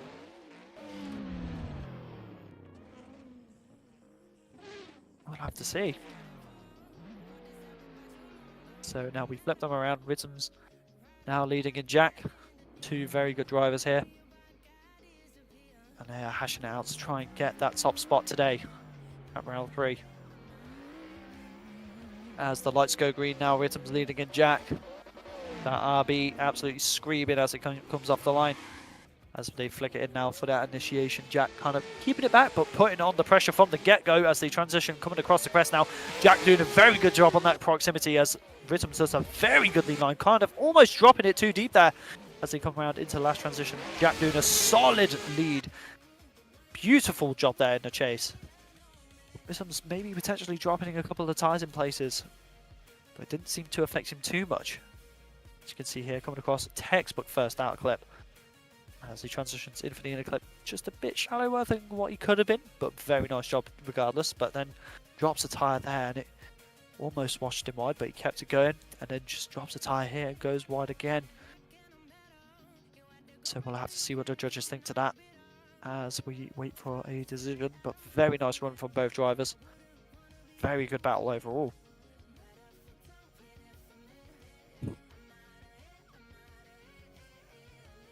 So it's going to be left for Jack, right for Rhythms. Latvian or UK? Who's going to take this third battle? One for Rhythms. And a unanimous choice for Rhythms there. So he will be moving on into the Great 8. Unfortunately, Jack just getting knocked out in the top 16, but hopefully we'll see him next round. As a UK man myself, it's a shame to see him go, but welcome to drifting. She is a cruel mistress, as I always say. Never that simple.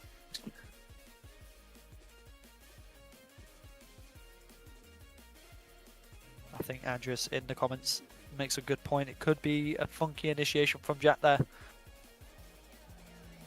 As we have our next battle coming up here, which is going to be Armands versus Darius Striker. This is going to be a big battle here, as we have a Latvian versus UK once again. Can the UK redeem for the previous battle, or will Latvia take it? Will Latvia be on the top spot of the UK twice in a row? As the lights go green, we have that PS13 leading in that A90 Supra. As we have a nice initiation here, big flick.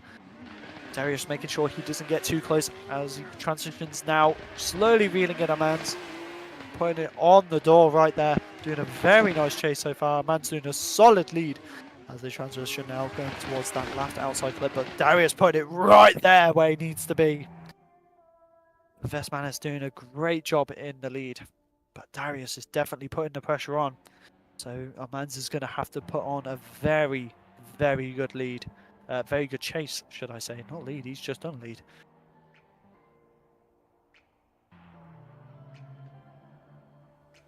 And Drift Chat's just confirming from the previous battle. So Jack did put 2 tires out in the last corner.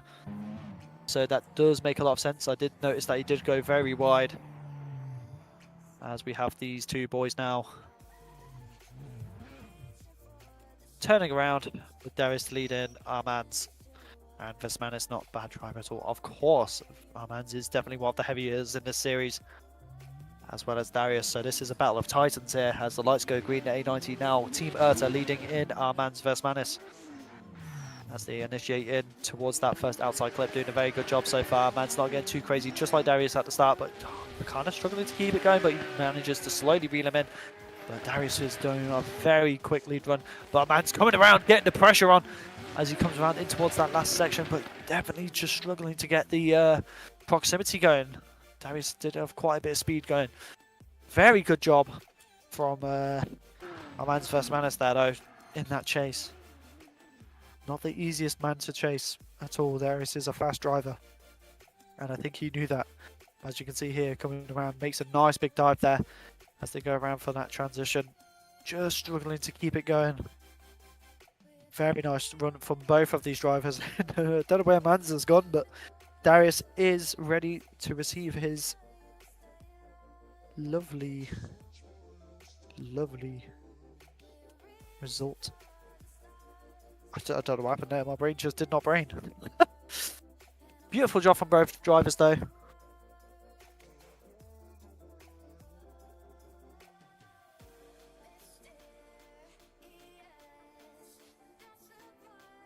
As you can see here,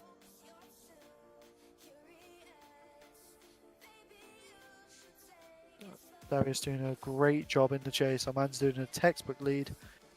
Our judges are just going through and checking that they are certain with what they do.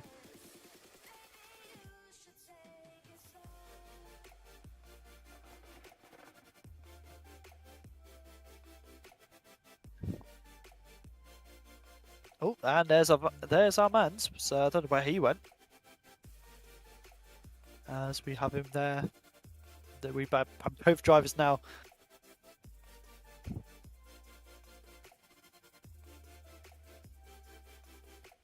We are just going to be waiting on that result.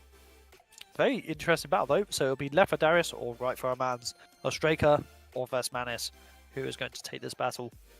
Will Latvia have 2 times in a row? But no, it is unanimous decision there for Darius Ostraka. Unfortunately, Armands just not being able to keep up as much in that chase. So congratulations to Darius moving into the Great 8. Armands doing a very good job though. Very talented driver, and hopefully he will be back for round 4 to put an even better performance in. Armands on a virtual bathroom break. So we have our 2 Great 8 battles so far, which is Mattis versus Julius and Rittams versus Darius. So the next battle will be Philip versus Raina, Anestas versus Tristan, Max versus Patrick, Andreas and Gert. So this is going very nicely so far. Very interesting top 32 we've had. If you're just joining us, we are at our top 16. We've finished the first half of our top 16 bracket as we now await for the next half at round 3 at the Witch Kettle. Amazing performance from all of these drivers so far. They're really hashing it out.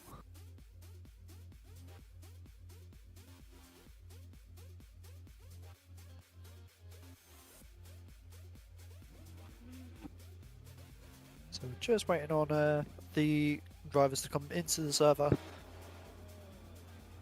As you can see now, they are in the server having some practice runs.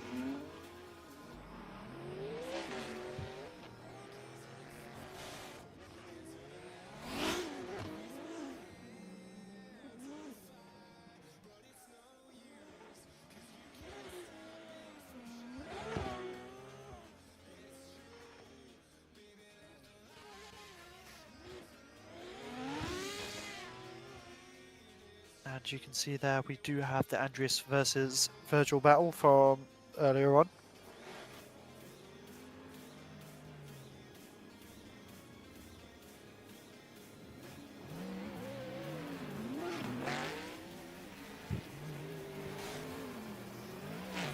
But it does seem the semaphore is very excited, as always. Jumping for joy while he raves to the music.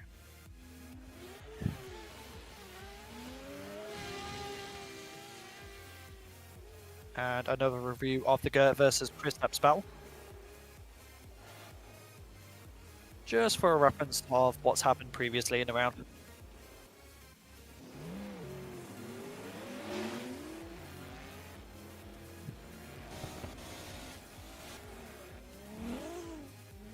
Make sure you keep yourself hydrated and refreshed. As you can see the car going upside down there by Gert. But make sure you keep yourself hydrated during this this round. As I'm about to. As we wait for our next drivers to come up the line.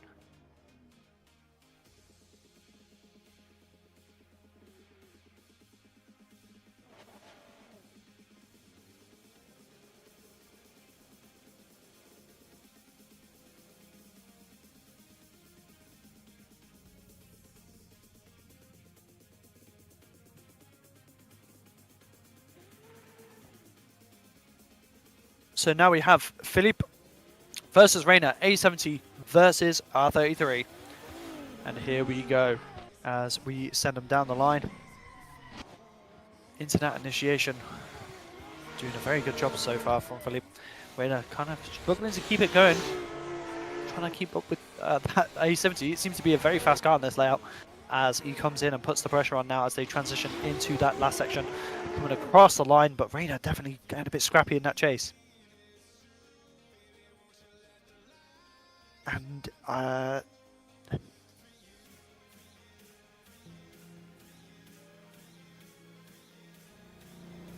do apologise if I'm butchering some names. I am not very good with these European names at all. I'm British through and through, so a lot of these names are like very unfamiliar to me. Is it Julius? Is that how you say it? Julius? Please tell me I'm saying that right now. Very nice battle. First half of the battle, though, between these two.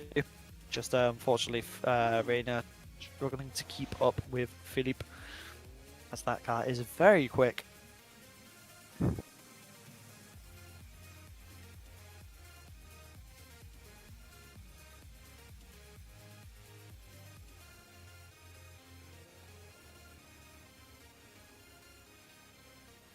As we await for the next half of this battle. Trying to keep an eye on the comments at the same time as the lights now go to green with Raina leading in Philippe, with the R33 leading in the A70 Supra, and we have seen that A70 is definitely quick with that big flick there from both drivers, but kind of almost straightening up there for Raina at the start, but Philippe managing to keep along with it and not take him out. As they come around now into the last half of the track, but Philippe doing a very good job in the chase so far. Raina doing a good lead, definitely cleaning it up from the first half of the lead, that's for sure. As they come across the line, as you can see here, Raina's just kind of having a bit of a sketchy initiation, kind of almost going in straight, struggling to keep it going. As they come around over here now, but Philippe doing a very good job at keeping on the door and not taking him out from that initiation. Keeping it clean, not getting too scrappy. Very nice job from both of these drivers as we await for their results. Two very cool looking cars. I've got to say these are probably two of the best looking out of their models. The R33 is my favourite Skyline, and I think the A70 is my favourite Supra. As we get another view on Philippe's lead. As you can see here, does a nice big flick initiation. Much faster than Raina's from the start. And does start to form a bit of a gap. But Raina doing a very good job of trying to stay with him. Very big flick there on that last transition as well from Philippe. But we just wait on the decision from our judges, who will be moving into the Great 8 between these two talented drivers. The Estonian or the Croatian.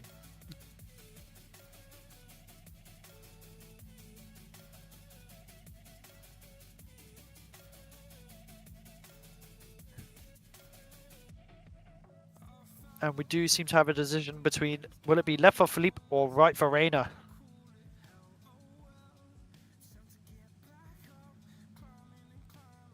A lot of tension while we wait for this result. And it is going to be going to Philippe, going into the Great 8. Unfortunately, Raina just not having quite enough in that chase. Philippe doing a phenomenal performance in that battle, and we will be seeing him into the Great 8. Unfortunately, Raina will be finishing here at the top 16.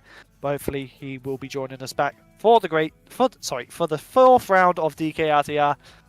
Doing an amazing job there. So we will be moving on to our next battle.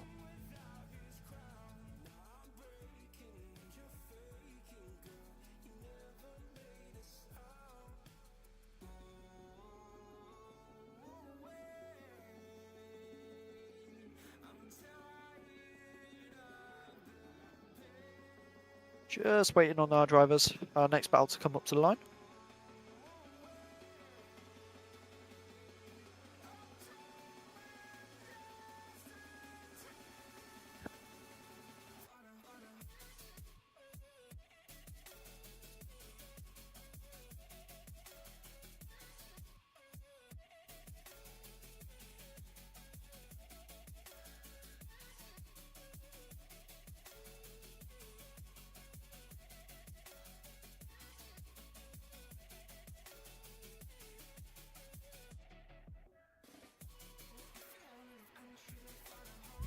So we are still just waiting on our next battle to come through.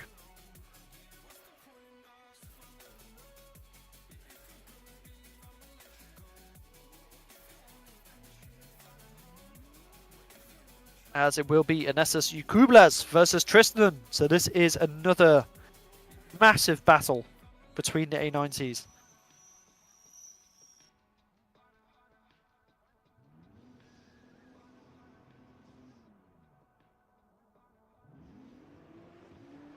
As we have the lights go green now, Anestas leading in Tristan.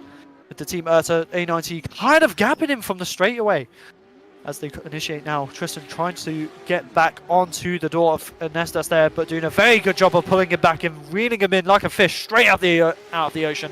As he come around now in towards that last transition, doing a very good job between the both of these drivers.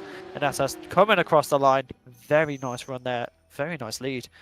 Just Tristan getting that was quite a big gap there on the initiation, so that's not the easiest to keep up with.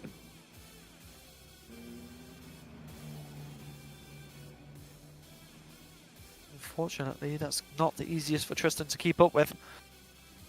As Anestas does a very good job in that lead. But he does a very, very tidy job of bringing him back, wheeling him in. It's not the easiest place to be when you're gapped that much from the start. So Tristan putting on a very good redemption. As we have them now switching around on the start line, getting ready for the last half of their battle. So this will be the decider between Anestas and Tristan.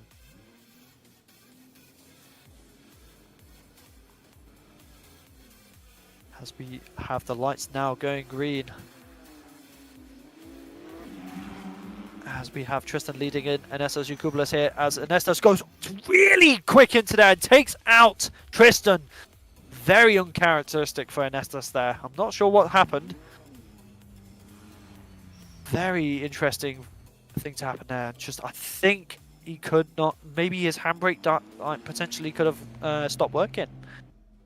So I'm very confused to what just happened there, and it's very unfortunate, but unfortunately, these things happen, even to the most experienced of drivers, as Anestas is very, very high. He's a very high-end driver when it comes to competition experience. As we get another look here, Anestas coming in with a lot of pace. Could it be that something just didn't work right for him? Couldn't get onto angle. Very unlucky, but Tristan has had a big opportunity open up here. So left for Anestas, right for Tristan. This could be a big upset for Team Urta. And it is going to be going to Tristan there. Very unlucky for Anestas. Maybe potentially we did have a hardware, like a equipment malfunction on his end. Or he just, I don't know, could have potentially just fell asleep. Had a brain fart mid.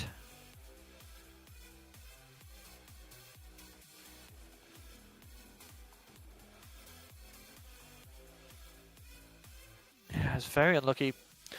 But Tristan going through to the Great 8, taking down the Titan, that is Anestas. So amazing work there. Just not the most satisfying way to end that battle. As we now have Max Jäger versus Patrick leading in that Evo 10.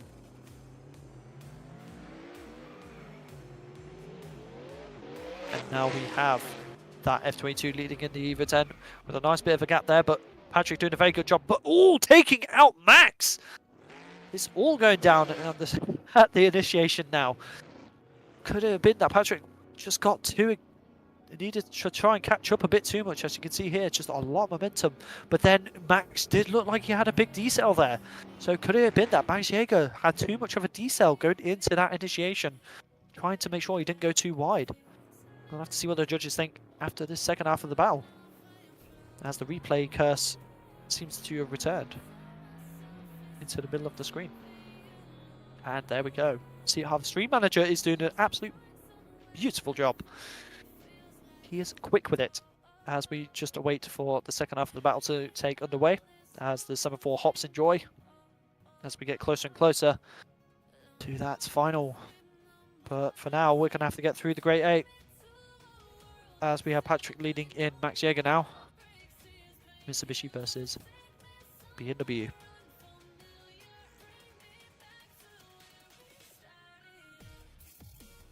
think our judges are just making sure that everything is correct on the start line. Maybe potentially Patrick's positioning was not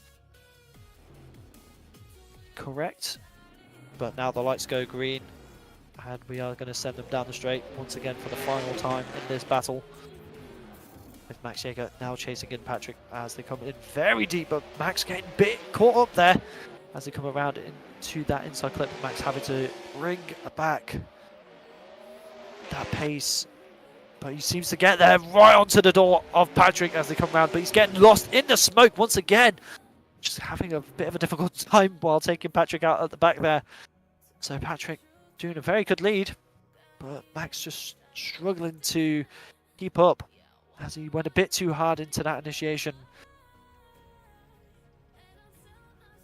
But as you can see here, once again, he does reel him back in, but just a bit too much of a dive and gets caught up in the transition as they come across the line. So very scrappy chase there from Max.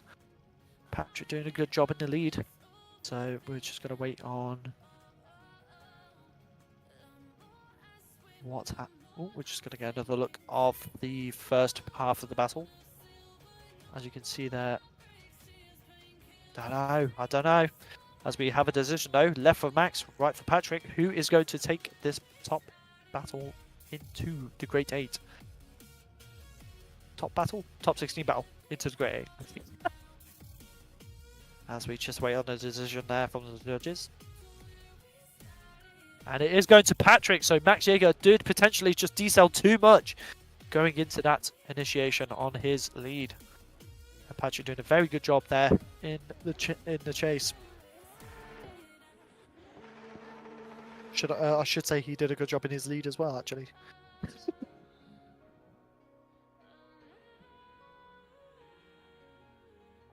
As we now have Andreas Kleinsberg versus Gert, S15 versus F15, 2J versus RB30. As we now have them coming down the straight, Andreas leading in Gert there.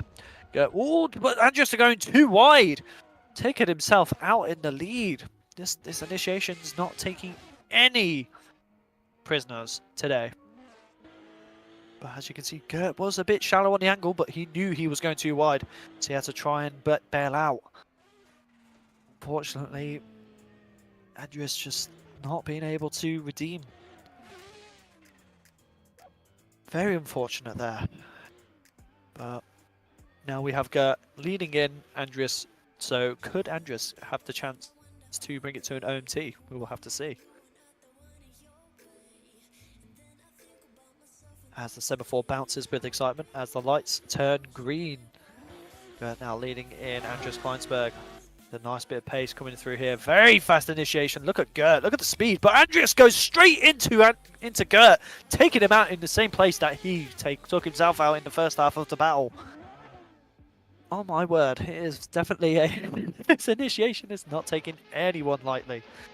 And it could it be that Andreas got too quick, as the judges have made a decision? And could it be Andreas on the left or Gert on the right? Very unfortunate. Very, very unfortunate. Just seeing in the chat why is semaphore jumping. It's because Drift Chat is excited. We are hyped. This is the third round of DKRTR. We're in the top 16. We're about to go to the Great 8. Why wouldn't it be jumping for joy? I am. You just can't see it. So we're just now waiting on that decision. Could Gert off decel too much, but it is going to be going to Gert, so Andreas just going in a bit too heavy into that initiation and unfortunately taking Gert out. So very unlucky on Andreas there. He's not a small driver to have anything to be. He's not a small driver in any form. He is a very talented man. Unfortunately, just not quite having it today. Not on his best form, but as you can see, we have our Great 8 bracket now, which is going to be starting with Mattis and Julius. I hope I said it right this time. And then we're going to have Rhythms versus Darius. Then Philippe versus Tristan. Patrick versus Gert. What a bracket. This is going to be a very interesting Great 8, but we are getting ever so close to the final. It is right there. These drivers can taste it. It's right in reach for any of these guys now. So we will be moving on into the Great 8.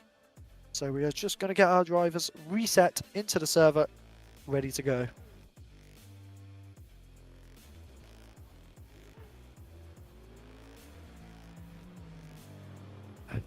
As we just have a look at some previous battles, some previous runs so far in the competition today. A little review on what's already happened. If you're just joining us, this was one of the top 16 battles between Raina and Philippe. Philippe doing a very good job in that A70 Supra. But currently this is what our top 8 This is what our Great 8 bracket is looking like. And this is another run between Max Jäger and Patrick. Doing a very nice job there. Just unfortunately you can see Max did decel too much, which ended up making Patrick make contact. We're having a couple of little reviews of how these boys have got into the Great 8. And like Marku is saying in the comments, this top 8 is looking like an interesting change to the season points. Here's a big shake-up. And there's a lot of drama, a lot of action, and a lot of drama.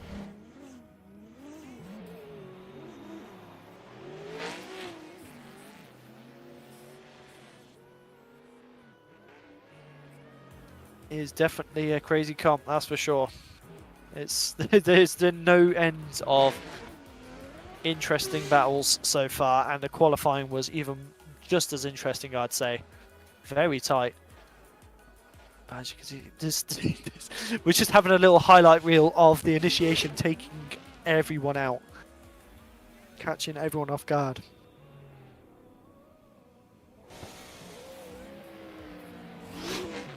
Beautiful work though from all of these drivers. Putting it down to the finest of details in these runs.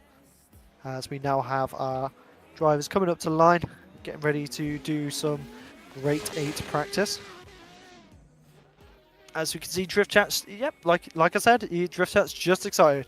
Right now, he is still because there is not enough hype. As you can see there, though, Darius Straker getting some runs in, making sure he is prepared to take on these guys in the Great 8. And it does look like we are calling pit, getting our drivers back into the pits, ready to go for the top 8. So we'll be having our first set of drivers coming out just now.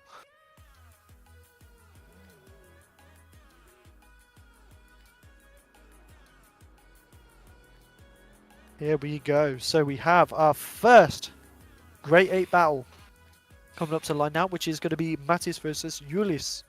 I really hope I'm saying this name correct this time, as you guys have been pointing it out in the comments. As the lights go green, we now have the F22 leading in that S15. Two very cool looking cars as they initiate now in. Julius putting on the pressure, going very big on the angle, but Matty's struggling to get the angle from the get-go, but they transition very nicely now, go into that in an inside clip, coming around towards this outside clip now, coming into the last transition, doing a very good job. Julius doing a very shallow transition though, which could potentially deduct him. But very good job between both of these drivers. Very scrappy start, but they both managed to bring it around. But look at the angle there from Julius as they come round. He's just struggling to bring it back around, but he gets back on the line and carries it through really well.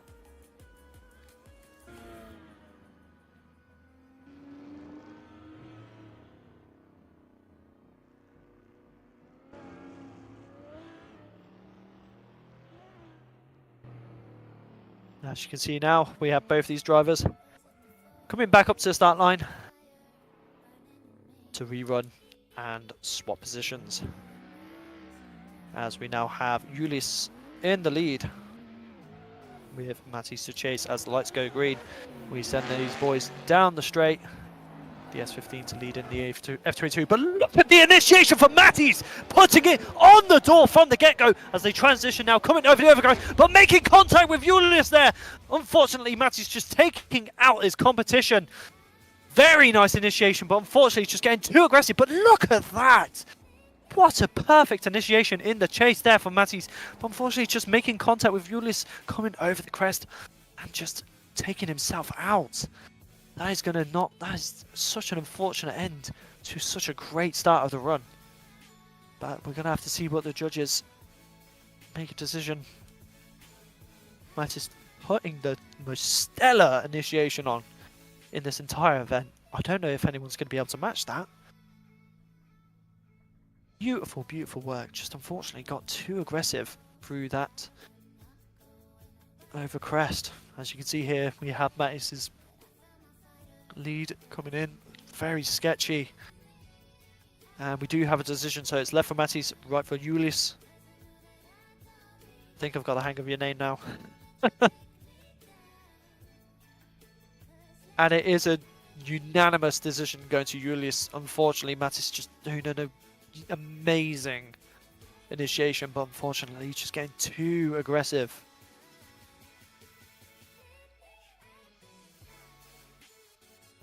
But an amazing performance from both of these drivers. Just unfortunately Mattis getting very sketchy throughout both the lead and the chase. But now, this one's going to be interesting. So we have Rhythms versus Darius Ostrega, with Darius to chase in that S15 with the A90 Super. As the lights go green, we now send these boys down for their Great A battle. And we have a nice initiation there, but Rhythm's going very wide and making contact with the wall. So once again, that initiation taking out another driver on his lead. Darius doing the right thing by not staying too close, as he must have seen that he was going too wide. As you can see, that was a lot of momentum, and just unfortunately taking himself out. Rhythm's not having the best of luck in this battle. Very nice little turnaround there, gotta say. But now we have Darius to lead in Rhythms.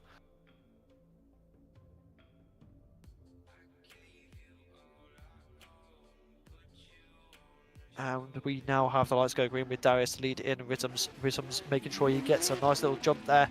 Stick with Darius, as he is definitely a driver to contend with. But Rhythms doing a very nice job on the initiation behind Darius so far.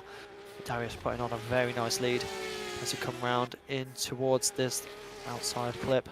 Doing a very nice job there from Rhythms though. Look at the proximity he's putting on as they transition through now, pushing it around across the line. Beautiful job there from Rhythms in the chase. Just unfortunately that he just hit the wall on the initiation there. Darius doing a phenomenal. I can't do English today. Doing a beautiful job in the lead there. Just unfortunately Rhythms making a mistake in that lead. But we will have to see what the judges think. Could Darius have touched any of the no-go zones? We will have to see. As it is left for Rhythms, right for Darius Ostrega. Will it be Latvia or UK? Once again. And it is going to be Darius going into the top 4. Unfortunately, Rhythm's just taken himself out in his lead. Very nice performance there from Darius, and unfortunate to the Rhythms. Hopefully he does better next round. Amazing work though. Top 8 is no slouch in any form. That is a good place to be. It's good for points, and I know he'll be happy with that. As we wait on our next battle now. 2 different Supras, A90 versus A70. New and old, once again. As we have Philippe leading in Tristan. Croatia versus Poland. 2 very nice cars. As we just wait for our semaphore, Mr. Drift Chat himself to send them down the straight. As I think Philippe just wasn't in the right position, and the judges wanted him to just correct his car slightly on the start line to make sure he didn't get too much of an advantage, leaving that chicane. As the whole purpose is to slow down, make sure the car doesn't go through too fast and jump the line. As our linesman sends him down now as the lights go green. Philippe leading in, Tristan doing a nice initiation so far, nice little flick. As Philippe puts it right on the outside line with Tristan right there as he come over the crest. But look at the proximity from Tristan so far, doing a very nice job between the both of these drivers as they come round now into that last transition. Tristan go in that A90 Supra. Old school versus new school, doing a great job. Philippe doing a great lead there. Tristan doing a solid job in the chase as well, as you can see in that initiation. Making it sure he is right there, reeling him in slowly, preparing for that transition. And as they come over that hill, that seems to be where a lot of people seem to be bringing the proximity in.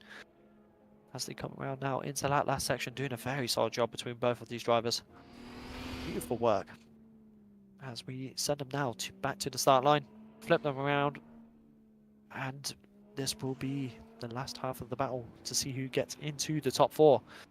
As this is all for points, this is all for the standings. But Philippe, I don't know how many rounds he's been in. Cannot remember off the top of my head, but he is doing an amazing job, as well as Tristan. Supras seem to be strong today. Could we see an all Supra final? As we now have them on the start line flipped around. We're just going to get prepared to send them through. As the lights go green, now Tristan leading in Philippe. A90 versus A70. As they do a nice flick initiation, but look at Philippe getting too aggressive from the start, but Tristan manages to keep it going as they come around now, but just knocking into him and taking him off the track. So I think that is going to be Philippe's weekend potentially over. That is so unlucky, getting just a bit too aggressive. He was doing a very good job right up until that point. Tristan trying to hold on.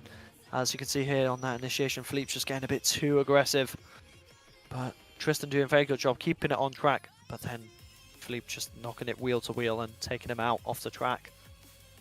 Very unlucky there from both drivers. But as you can tell, they are trying their hardest to go as hard as they can to get that top spot. And sometimes you win, sometimes you lose. It's all... it's a very, very difficult spot to be in. And Philippe just unfortunately didn't get rewarded by it.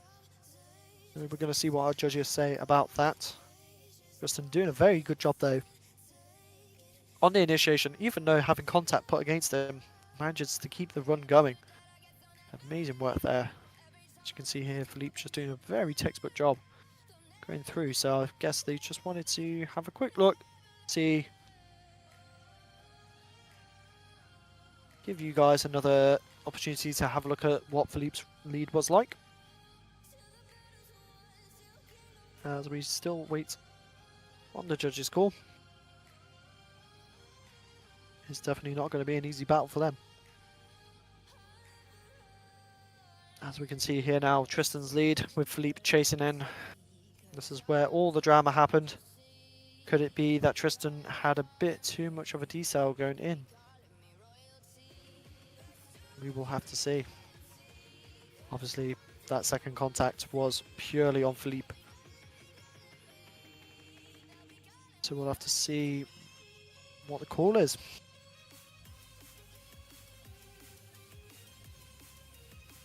The tidiest way to end a battle, but unfortunately these things do happen. Luckily we are in the virtual world, so no harm is done. Just more to the pride of the driver.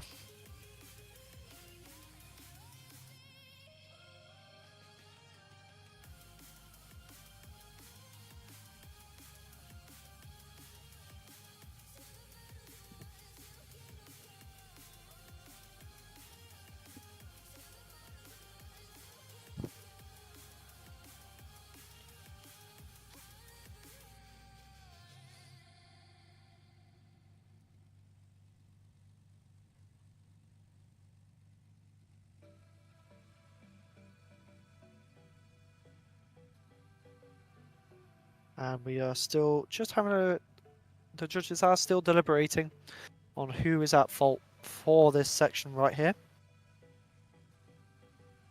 Big props to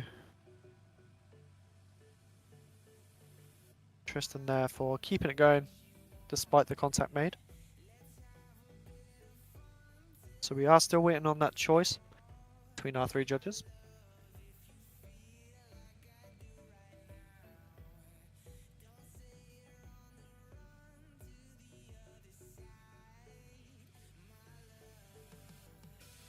Philippe just doing a very good job there in his lead, but unfortunately the chase was just a bit too aggressive.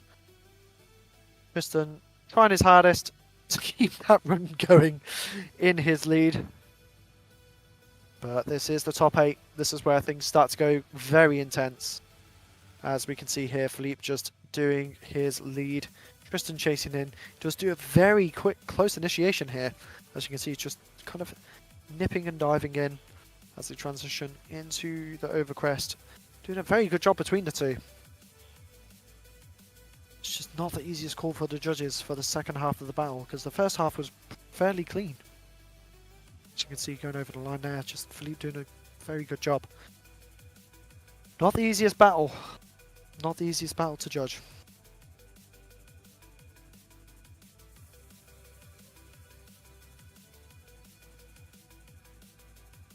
And we do seem to have a decision. So left for Philippe, right for Tristan.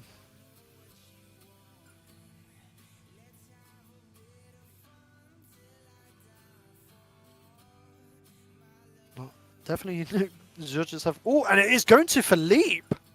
So it does... Potentially, it could be that Tristan did decel a bit too much going into that initiation, which caused the contact. So the A70 is going to be going through to the top 4. We're already in the Great 8. What do I mean? So very unfortunate there for Tristan. But of course our judges did take a long time to deliberate and check that run. They must have been properly scratching their heads. As we now await for our next battle in the Great 8.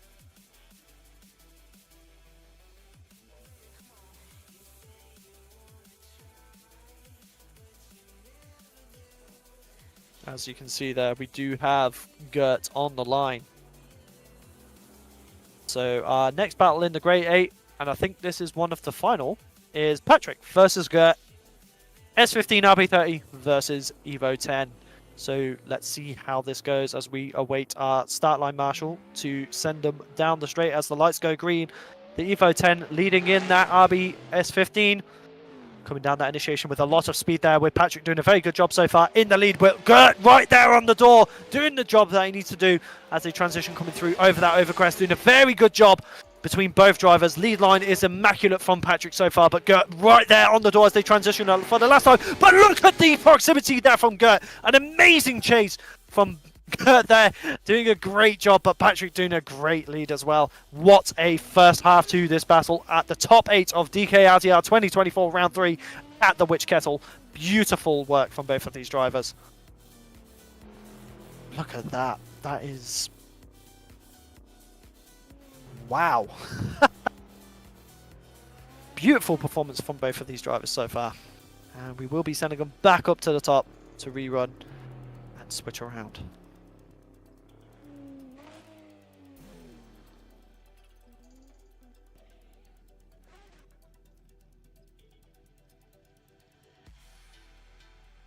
As we now have Gert to lead in Patrick.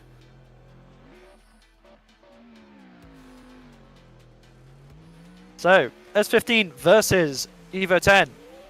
Gert leading in Patrick. What will happen? We will have to see. Will the Evo 10 make contact at the initiation again? But he does not, but Gert goes very shallow from the start. But look at Patrick getting right on the door there, almost wheel to wheel as they come round over the top now, but kind of falling back a bit as they come round into that last transition. Doing a very good job, but a bit of a check up there from Gert as they come round over the line. Very scrappy run from both of these. Potentially, it could be that he tried to almost tried to slow down to make Patrick make contact. As you can see here, going very shallow, coming over the no-go zone almost. As they come across the top, Patrick doing his best to make sure he does not make contact in any point while keeping the aggression as high as he can. Just a very strange lead there from Gert. So not the cleanest way to finish that part of the battle. But Gert doing a beautiful job in the chase on the first half. But could that lead have spoiled his battle?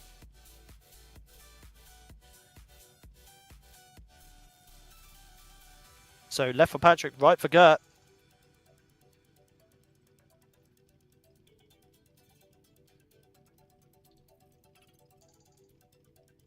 And it is going to be going to Patrick. So Gert did seem to have a very sketchy lead. So unfortunately, Gert is going to be taken out. And Patrick is moving into the top 4.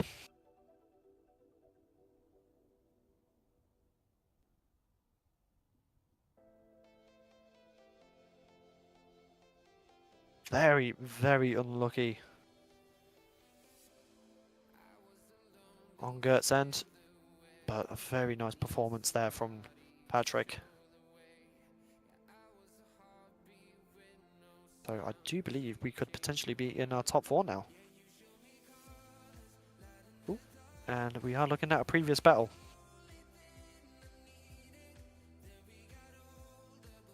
So this was Darius versus Armands.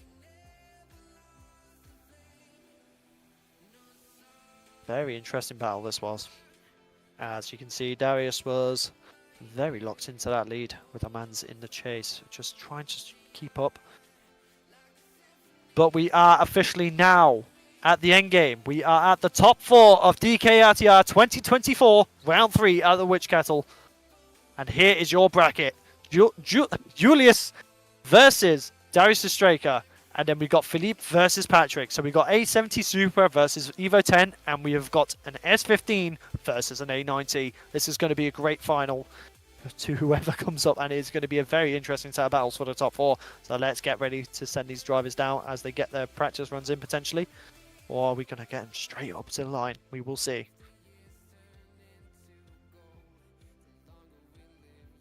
Darius Straker just doing a solid job so far, as well as Patrick and Philippe. Everyone seems to be on form. As we have our next battle, our first battle of the top 4, which is going to be Julius versus Darius Straker, UK versus Latvia. Once again, it just seems to keep happening as we await for these guys to come onto the line. We have our light marshal getting ready to send these boys down the straight. As the lights go green, we have Julius versus Darius Straker in the first battle of the top 4 of DKRTR round 3, as Darius puts it onto the door of Julius there from the initiation, coming around, transitioning into that inner clip now, coming across, almost straightening, but as they come around into that outside clip, they're doing a very good job as Darius puts it onto the door. Julius doing a great job in the lead as they come across the line, almost pushing Julius across the line. Great first half of the battle there from Darius and Julius. S15 versus A90, UK versus Latvia. Solid first half of the first battle of the top 4. Beautiful, beautiful work. Very, very proud of these guys. They are doing a solid job so far.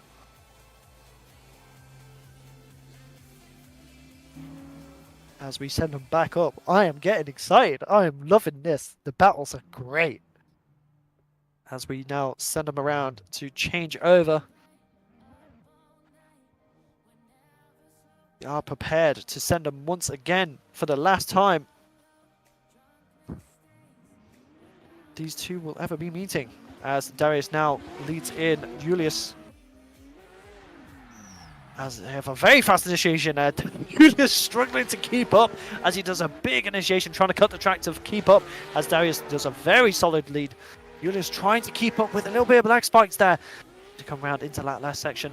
Struggling a lot for pace there in that S15 as they come across the line.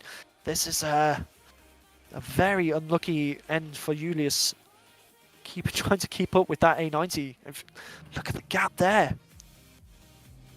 Amazing work from both of these drivers.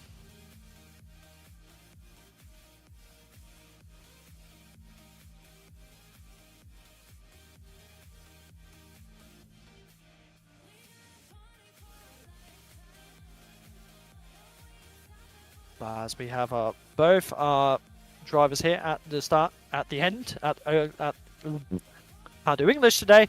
We have Darius Straker and Julius at the finish line, waiting for their results with an absolute stellar of a battle. Darius, look at this chase from Darius here, just absolutely putting it onto the door of Julius, not hesitating in any form. But Julius just putting a bit of a scrappy lead in.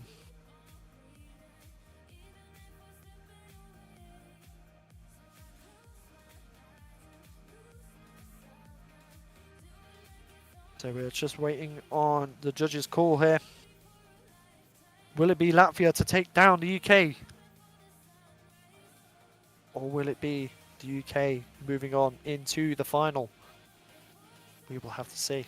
This is a place for the final. This is a big one. This is all for the points. As we still are reviewing some of the runs.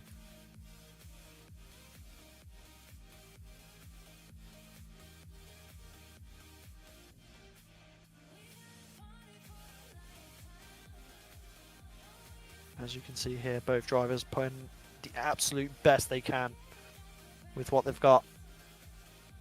Darius just doing an amazing job. So it's left for Julius, right for Darius Ostreka. Could this be an upset for Team Riga, or could it be that Latvia going to lose a chance to see a final today?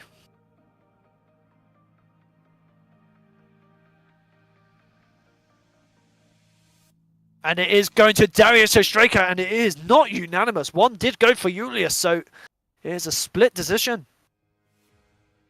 Almost a split decision. Very, very nice work there from Darius Ostreka. So he will be going on into the final. Amazing work from that driver. Always doing what he has to do. Team Riga seems to be on form today. Fortunately, Anestas just not being able to bring it through.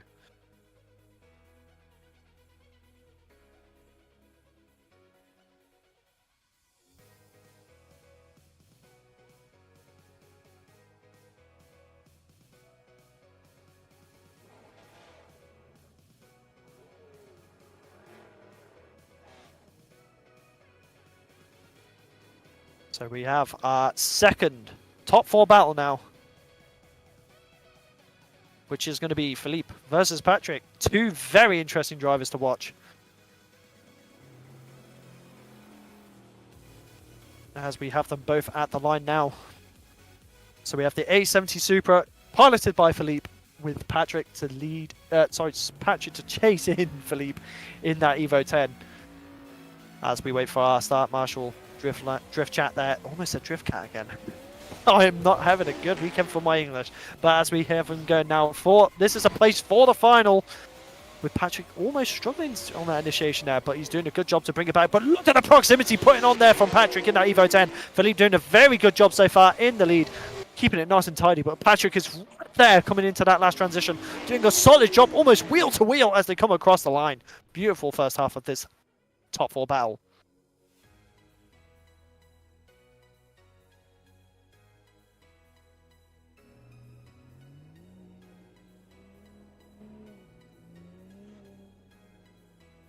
An absolute stellar performance from both of these drivers. Patrick just slightly struggling to get onto that initiation. Keep it close, but he does a great job bringing it back as they come across the line, and we send him back around to the top of the track. Send it once again.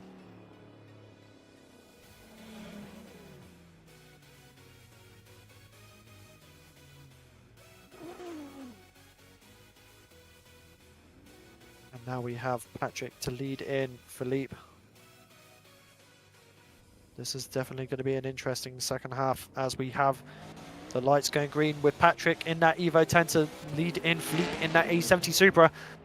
For the place, this is a place for the final as Philippe goes very hard and takes out Patrick on that initiation. They are not having a good time. Once again, the drama does not stop at the round 3 of DKRTR. Unfortunately, Patrick just getting taken out by Philippe there. It's a bit too much, or did he decel too much? We will have to see what the judges think to that.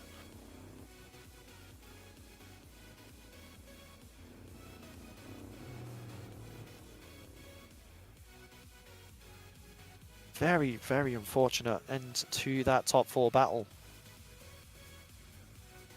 So we will have to see what the judges think to this. I just know that both of them are not going to be very happy with how that ended. As we go through the runs once again.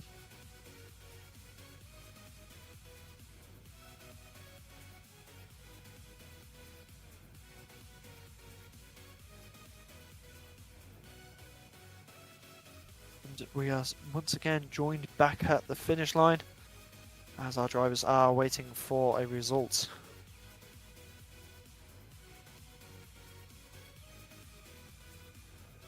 Very interesting battle. And I just know that Patrick's going to be a bit... He's going to be sat there thinking, well, I just can't seem to escape this wall. Same with Philippe. This initiation is really taking these drivers to their limit. We await on a result.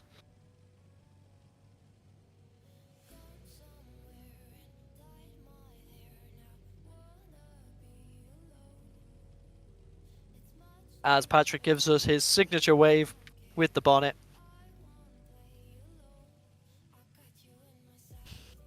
As we get some pop-ups as well. Bit of pop-up action. Pop-up, up and down headlights from Philippe. So they're happy. They're having a good time. It is the top 4 of round 3. So this is where things get the most tense. So it's good to have these little bits of downtime where people like to have a bit of fun. As you can see there, Philippe just giving Patrick a little look.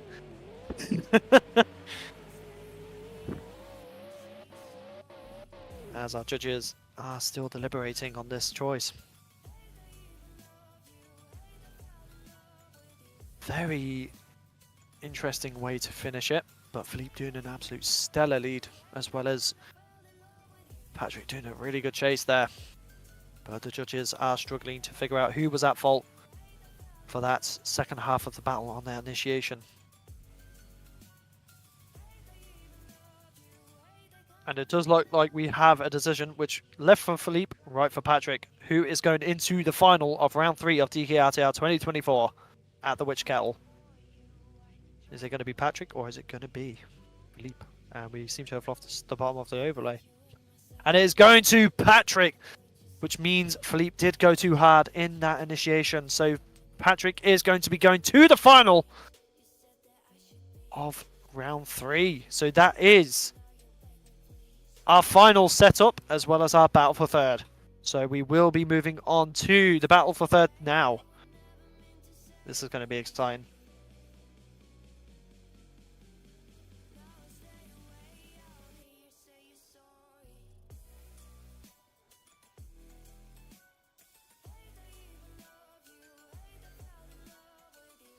We hope you have all enjoyed the show so far.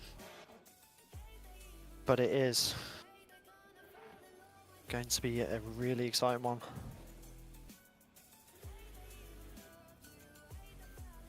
As we now have Philippe versus Julius. So this is another chance for these drivers. So either Philippe or Julius can get the spot for third. So they can get medal.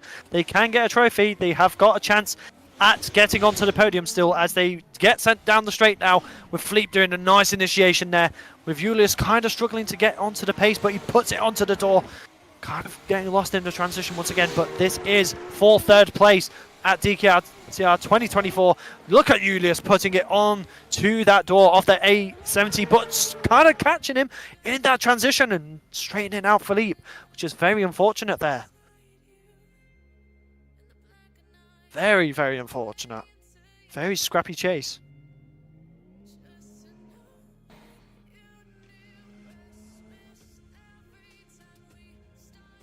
We'll have to see what happens with the judges. As you can see here, just Julius potentially catching the back of Philippe's car through that transition, which stops the rotation for him, which is very unfortunate.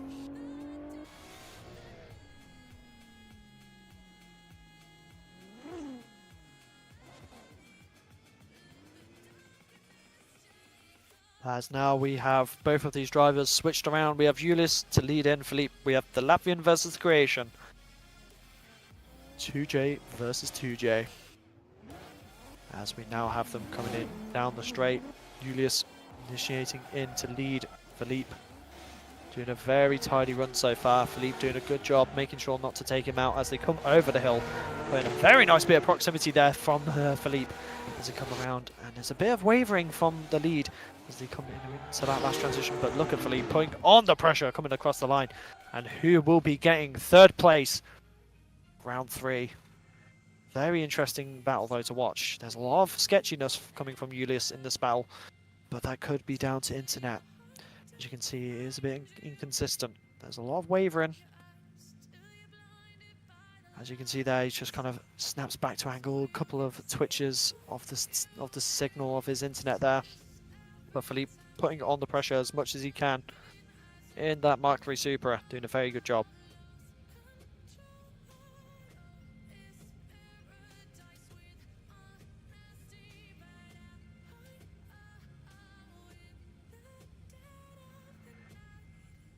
So we are still just waiting on a result. And we do have a result. So this is for third place. Swipe left for Julius, and I almost said it wrong there, and swipe right for Philippe. Who is going to get the third spot at round 3? And he is going to Philippe. He is third at the third round of DKRTR 2024 at the Witch Kettle. So congratulations to Philippe for getting third place as we move now on to the final of DKRTR round 3. Beautiful work. Congratulations to Philippe, and Julius did a great job. Just unfortunately wasn't quite enough to get that medal, as we now have the final of the round. This is for first and second, as Patrick leads in that A90 with the man possessed Darius Striker.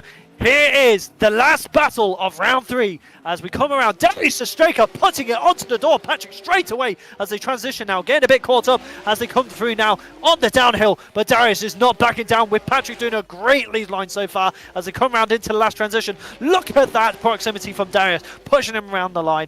Great start to the final.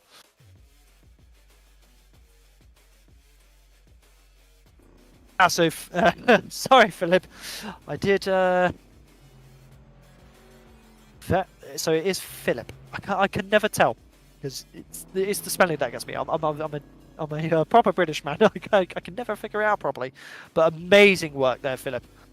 Well, congratulations on the third place. You did some stellar driving. So Philip taking. So it is Philip, not Philippe. Taking third place, not in the A70 Super, but we turn them around now for the final run of the third round of DKRTR. So this is your battle for first as the lights go green with Darius Striker leading in. Patrick, A90 versus Evo 10. The final run of the round. Look at Patrick putting it onto the door, but almost kind of pulling away. He did not want to get caught up as they come round over the overcrest, doing a very good job. Darius just putting on a stellar lead line as Patrick puts on the pressure. Look at the proximity as they transition now for the final time, but almost getting caught up, but they keep it together. What a final run. Amazing work from both of these drivers. Darius just doing the perfect lead run as always. Patrick putting on a great chase. What a battle. What a final. This is for first place for your winner of DKRTR 2024 round 3.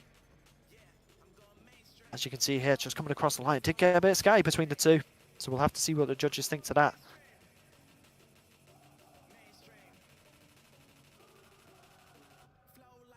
As we just wait on the judges' call now.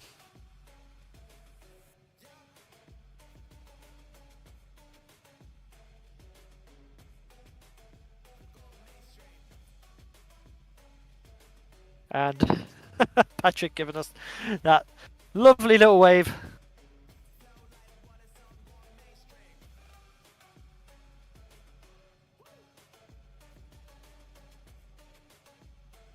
See though, look at that chase from Darius Striker, doing an amazing job there, just almost getting caught up in the chase as they transition, but he puts it straight back onto the door.